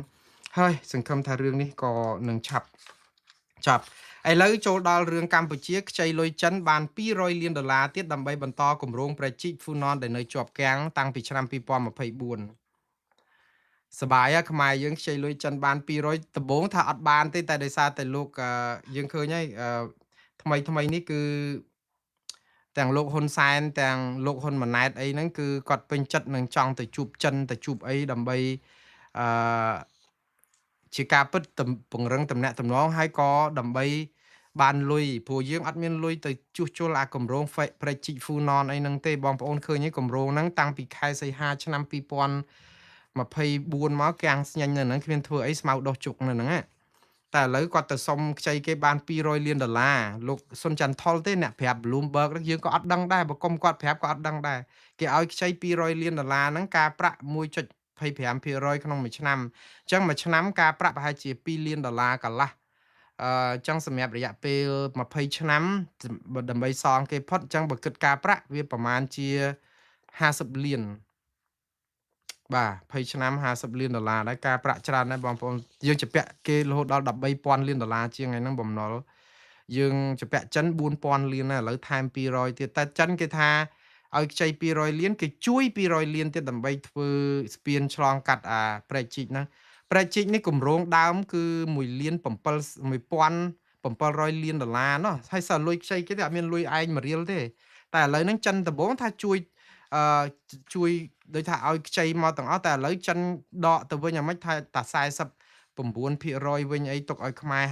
51%អីមិនទៀតបាទរឿងគម្រោងប្រជិហ្វូណនហ្នឹងជួនកាលហ្នឹងគឺជាការដែលទូងស្គរឲ្យលឿនទៅដើម្បីលោកហ៊ុនម៉ាណែតកាន់ជានាយករដ្ឋមន្ត្រីឲ្យមានស្នាដៃអីអួតបន្តិចទៅព្រោះអត់មានអីសោះដល់មកស្មៅដោះពេញទៅហ្នឹងព្រោះអីយើងអត់មានលុយខ្លួនឯងហើយទៅពឹងចិនហ្នឹងចិនគេមិនដឹងឲ្យយើងខ្ចីច្រើនហ្នឹងគេចេះតែភ័យដែរបងប្អូនយើងឲ្យខ្ចីមែនឥឡូវជពាក់គេ4,000 លានអត់តាន់មានសងគេផងរុំសួតឲ្យសេដ្ឋកិច្ចយើងធ្លាក់ចុះគេព្យាករមកធ្លាក់50%អ្នកឲ្យខ្ចីបើតែឆ្អិនក្បាលស៊ីក្បាលចិនកតុយស៊ីកតុយក្បាលមិនជាប់មេជើងមិនជាប់ដីដែរពេលខ្លះមិនដឹងមានអីសងចេះគ្នាភ័យដែរណាបាទឥឡូវតទៅទៀតគឺព័ត៌មានពីលោកសេងវ៉ាន់លីឯណោះគាត់និយាយថាជួយសម្លេងប្រកាសជួយសម្លេងជនរងគ្រោះដោយសារអំពើអយុត្តិធម៌នៅកម្ពុជាមិនដឹងគាត់ជួយយ៉ាងម៉េចដែរលោកសេងវ៉ាន់លីគឺជាអ្នកដែលវិភាគស្រាវជ្រាវសង្គមមួយឈឺឆ្អាលសង្គមមួយដែរគាត់សរសេរសារលើ Facebook គាត់ថាចេះប្រសិនបើបងប្អូនណាជួបប្រទះឬរងគ្រោះដោយសារអំពើអយុត្តិធម៌ដែលបង្កឡើងដោយអ្នកនយោបាយដោយអាជ្ញាធរឬប្រព័ន្ធតុលាការសំទោសបងប្អូនខ្ញុំដាក់នាឡិការោដើម្បីរោប្រាប់ថាដល់ម៉ោងប្រជុំ10នាទីមុនម៉ោងប្រជុំឥឡូវនេះគឺវាចង់បិទ live ខ្ញុំពាក់កណ្ដាលទីទៅចង់គាំងប៉ុន្តែខ្ញុំនឹងបញ្ចប់បងប្អូនលោកសេងវ៉ាលីថាអ្នកដែលមានបញ្ហាដូចជាបញ្ហារឿងការចាត់ចែងគ្រឿងញៀនលបែងស៊ីសងខុសច្បាប់អំពើពុករលួយដោយគ្មានការអើពើពីអាជ្ញាធរមូលដ្ឋានសូមបងប្អូនផ្ញើសារនិងផុសតាងផ្ទាល់មកឲ្យលោកទៅលោកជួយរៀបរាប់ចែករំលែកសាច់រឿងនេះជូនសាធារណជនឲ្យបានជ្រាបរាល់អត្តសញ្ញាណឬឈ្មោះអីគាត់លាក់ជូននិងភាគីពាក់ព័ន្ធក៏ត្រូវរក្សាការសម្ងាត់ដែរបងប្អូនប្រាថ្នាចង់ឲ្យគាត់ជួយការពារអញ្ចឹងទៅបាទអរគុណលោកសេងវ៉ាន់លីជួយគ្នាទៅជាសម្លេងសម្រាប់អ្នកគ្មានសម្លេងតែបណ្ដឹងថាតើលោកអាចផ្សព្វផ្សាយទៅបានប្រយោជន៍ដល់ប៉ុណ្ណានេះជាបំណងល្អរបស់លោកជួយលោកទៅព័ត៌មានរញ្ជួយដីនៅទីក្រុងឡុងបិចនេះខ្ញុំសឹងថាមិនចង់ផ្សាយផងប៉ុន្តែភ្ញាក់អ្នកនៅឡុងបិចចិត្តភ្លឺម៉ោងប្រហែល2កន្លះចិត្តភ្លឺយប់មិញយប់ម្សិលតែដោយសារតែតិចណាស់បងប្អូននេះ 2.7 ទេ 2.6 2.7 ទេនៅជប៉ុននោះ7ចុចជាងគេមិនតាន់ផ្អើលហើយយើងនៅឡុងបិច 2.7 ហ្នឹងផ្អើលគ្រប់គ្នាដោយសារយើងអត់សូវមានធ្ងន់ចឹងដែរតែអត់មានរបួសអត់មានអីដូចគ្រាន់តែឡានដឹកដីធ្លាក់ចង្ហុកបន្តិចទៅឬសូមមកក្តាំងអញ្ចឹងប៉ុន្តែក៏អង្គឺខ្លះទៅភ្ញាក់ទៅប៉ុន្តែឡុងបិចហ្នឹងគឺអង្គជួយដីហ្នឹងគឺជារឿងធម្មតាជា allergy ហើយចឹងបានគេអត់ឲ្យសង់ផ្ទះអីខ្ពស់ឃើញផ្ទះទូចរកេតរកោតហ្នឹងគឺដោយសាររឿងជួយដីហ្នឹងឯងប៉ុន្តែអត់អីទេតិចតួចទេមិនដែលខ្លាំងទេបាទបន្តទៅទៀតបងប្អូនតាក់ទងនឹងរឿងមេដឹកនាំរដ្ឋបហាយោធាខឹងអាស៊ានរឿងរើសអើងខ្លួនលោកមីនអង្លាំងទៅខឹងអាស៊ានរឿងរើសអើងហ្នឹងថាភូមិហ្នឹងគេកំពុងកែអត់ព្រមយកតាមអ្វីដែលគេកែសោះអញ្ចឹងទៅគាត់ខឹងខាងអាស៊ានហ្នឹងគាត់និយាយថាឥឡូវគេមិនយកតាមចំណុច5ចំណុចកុងសង់ស៊ីសឬការយល់ព្រមគ្នាយ៉ាងម៉េចគេដើម្បីដោះស្រាយបញ្ហារំលោភសិទ្ធិមនុស្សនៅភូមិអត់ធ្វើតាមដល់ពេលអត់ធ្វើតាមគេបោះឆ្នោតក៏អត់សេរីត្រឹមត្រូវនឹងយុត្តិធម៌ធ្វើបាបបពប្រឆាំងងើបមួយវាយមួយអីដូចតែនៅស្រុកខ្មែរអញ្ចឹងដល់ពេលគេអត់ឲ្យចូលប្រជុំអត់ឲ្យចូលអីតាំងខឹងគេថារើសអើងខ្លួនតើអត់ព្រមកែឥឡូវគេថាគេទៅធ្វើខ្លួនឯងហ្មងមិនបាច់ចាំពឹងអាស៊ានទេធ្វើចុះឲ្យលលាយខ្លួនឯងទៅព្រោះចរិតយើងអញ្ចឹងឥឡូវបន្តទៅទៀតគឺរបាយចុងក្រោយបង្ហាញថា ទាហានរុស្ស៊ីស្លាប់នឹងរបួសក្នុងសង្គ្រាមឈ្លានពានអ៊ុយក្រែនសរុបដល់1លាន4សែននាក់ច្រើនមែនតើបងប្អូននេះមិនមែនស្លាប់ទាំងអស់ទេ1លាន4សែននាក់ហ្នឹងបានន័យថាស្លាប់នឹងរបួសអញ្ចឹងបើនិយាយពីស្លាប់នឹងរបួសតួលេខចុងក្រោយដែលគិតដែលគេរកឃើញទាំង1លាន4សែននាក់ដែលស្លាប់របួសពីការតែជាទាហានរុស្ស៊ីហ្នឹងមានតែជាងកន្លះលានទេដែលស្លាប់ក្រៅពីហ្នឹងរបួសនឹងពិការច្រើនមែនតើលើសសង្គ្រាមលោកលើកណាទាំងអស់ផ្គុំចូលគ្នាណាតែនៅអ៊ុយក្រែនក៏មានទាហានមានអីហ្នឹងស្លាប់ប្រហែលជាមួយសែនអ្នកជាងដែរប៉ុន្តែតួលេខទាំងអស់នេះគឺពិបាកមែនតើដោយសារទាំងរុស្ស៊ីទាំងអ៊ុយក្រែនលាក់តែគាត់ថាអ្នកស៊ើបការឯករាជ្យឈ្មោះ CSIS គេហៅថាមជ្ឈមណ្ឌលសម្រាប់យុទ្ធសាស្ត្រការសិក្សាអន្តរជាតិនឹងគាត់រកឃើញបែបនេះបាទឥឡូវយើងតទៅទៀតនឹងចុងក្រោយគឺលោកត្រាំប្រកាសកិច្ចព្រមព្រៀងដកអាវុធពួកហាម៉ាស់ដើម្បីរៀបចំរដ្ឋាភិបាលប៉ាឡេស្ទីននៅកាហ្សាបាទនេះគឺជាការចាត់ចែងរបស់លោកត្រាំគាត់ទៅព្រមព្រៀងគ្នាយ៉ាងម៉េចដើម្បីដកអាវុធពីក្រុមពួកឧទាមហាម៉ាស់ក្រុមហាម៉ាស់នេះឯងដែលជាក្រុមឧទាមចូលទៅវាយអ៊ីស្រាអែលសម្លាប់ប្រជាពលរដ្ឋនិងចាប់រំលោភក្មេងឬក៏មនុស្សអស់1000នាក់នៅក្នុងមួយយប់ណាដែលមានការបាញ់គ្នារហូតដល់ឥឡូវនេះក៏ដោយសារពួកហាម៉ាស់ចូលទៅសម្លាប់មនុស្សនៅអ៊ីស្រាអែលបាញ់គេមុនដែរនិយាយទៅនិយាយឲ្យអស់តែដល់ពេលអ៊ីស្រាអែលតដៃហ្នឹងមិនមែនតដៃតិចតួចគឺតដៃមករាប់ឆ្នាំហើយអត់ឈប់រហូតតខ្លាយជាអំពើបល័យពូជសាសន៍ទៀតវាជ្រុលដៃខ្លាំងហួសហេតុហ្នឹងអ៊ីស្រាអែលហ្នឹងក៏ណាស់ដែរតែដើមហេតុដំបូងក៏មកពីពួកហាម៉ាស់ហ្នឹងដែរតែឥឡូវលោកត្រាំគាត់ថាប្រកាសដកអាវុធពួកហាម៉ាស់ហ្នឹងព្រមឲ្យដកអាវុធដើម្បីរៀបចំរដ្ឋាភិបាលថ្មីមួយនៅឯតំបន់កាហ្សាប៉ាឡេស្ទីនដូច្នេះចំនួននៅអ៊ីស្រាអែលនិងប៉ាឡេស្ទីនអាចនឹងទៅរកទីបញ្ចប់បានដែរតែមិនដឹងមិនពួកហាម៉ាស់ជាពួកឧទាមពួកភេរវជនអីហ្នឹងគេមិនព្រមតែគាត់ថាលោកត្រាំថាឥឡូវព្រមឥឡូវស្ដាប់គាត់សិនទៅបងប្អូនព័ត៌មានបើសិនជាខ្ញុំផ្សាយមិនអស់អូនៅសល់ព័ត៌មានចុងក្រោយមួយទៀតតកតងនឹងជនអន្តោប្រវេសន៍នៅម៉ូរ៉ូកូ60000នាក់បងប្អូននៅក្នុង24ម៉ោងលេងស្រាប់តាប្រមូលគ្នាសម្រុកចូលកោះមួយរបស់ប្រទេសអេស្ប៉ាញគឺកោះអឺស៊ូតាកោះស៊ូតានេះមានប្រជាពលរដ្ឋរស់នៅតែ84000នាក់ទេមកកោះហ្នឹងគឺទីក្រុងមួយហ្នឹងរបស់អេស្ប៉ាញនៅជាប់នឹងម៉ូរ៉ូកូហើយស្រាប់តែមួយយប់24ម៉ោងមានមនុស្សជាង60000នាក់និយាយទៅគឺប្រហែលជាប្រជាពលរដ្ឋមានតែ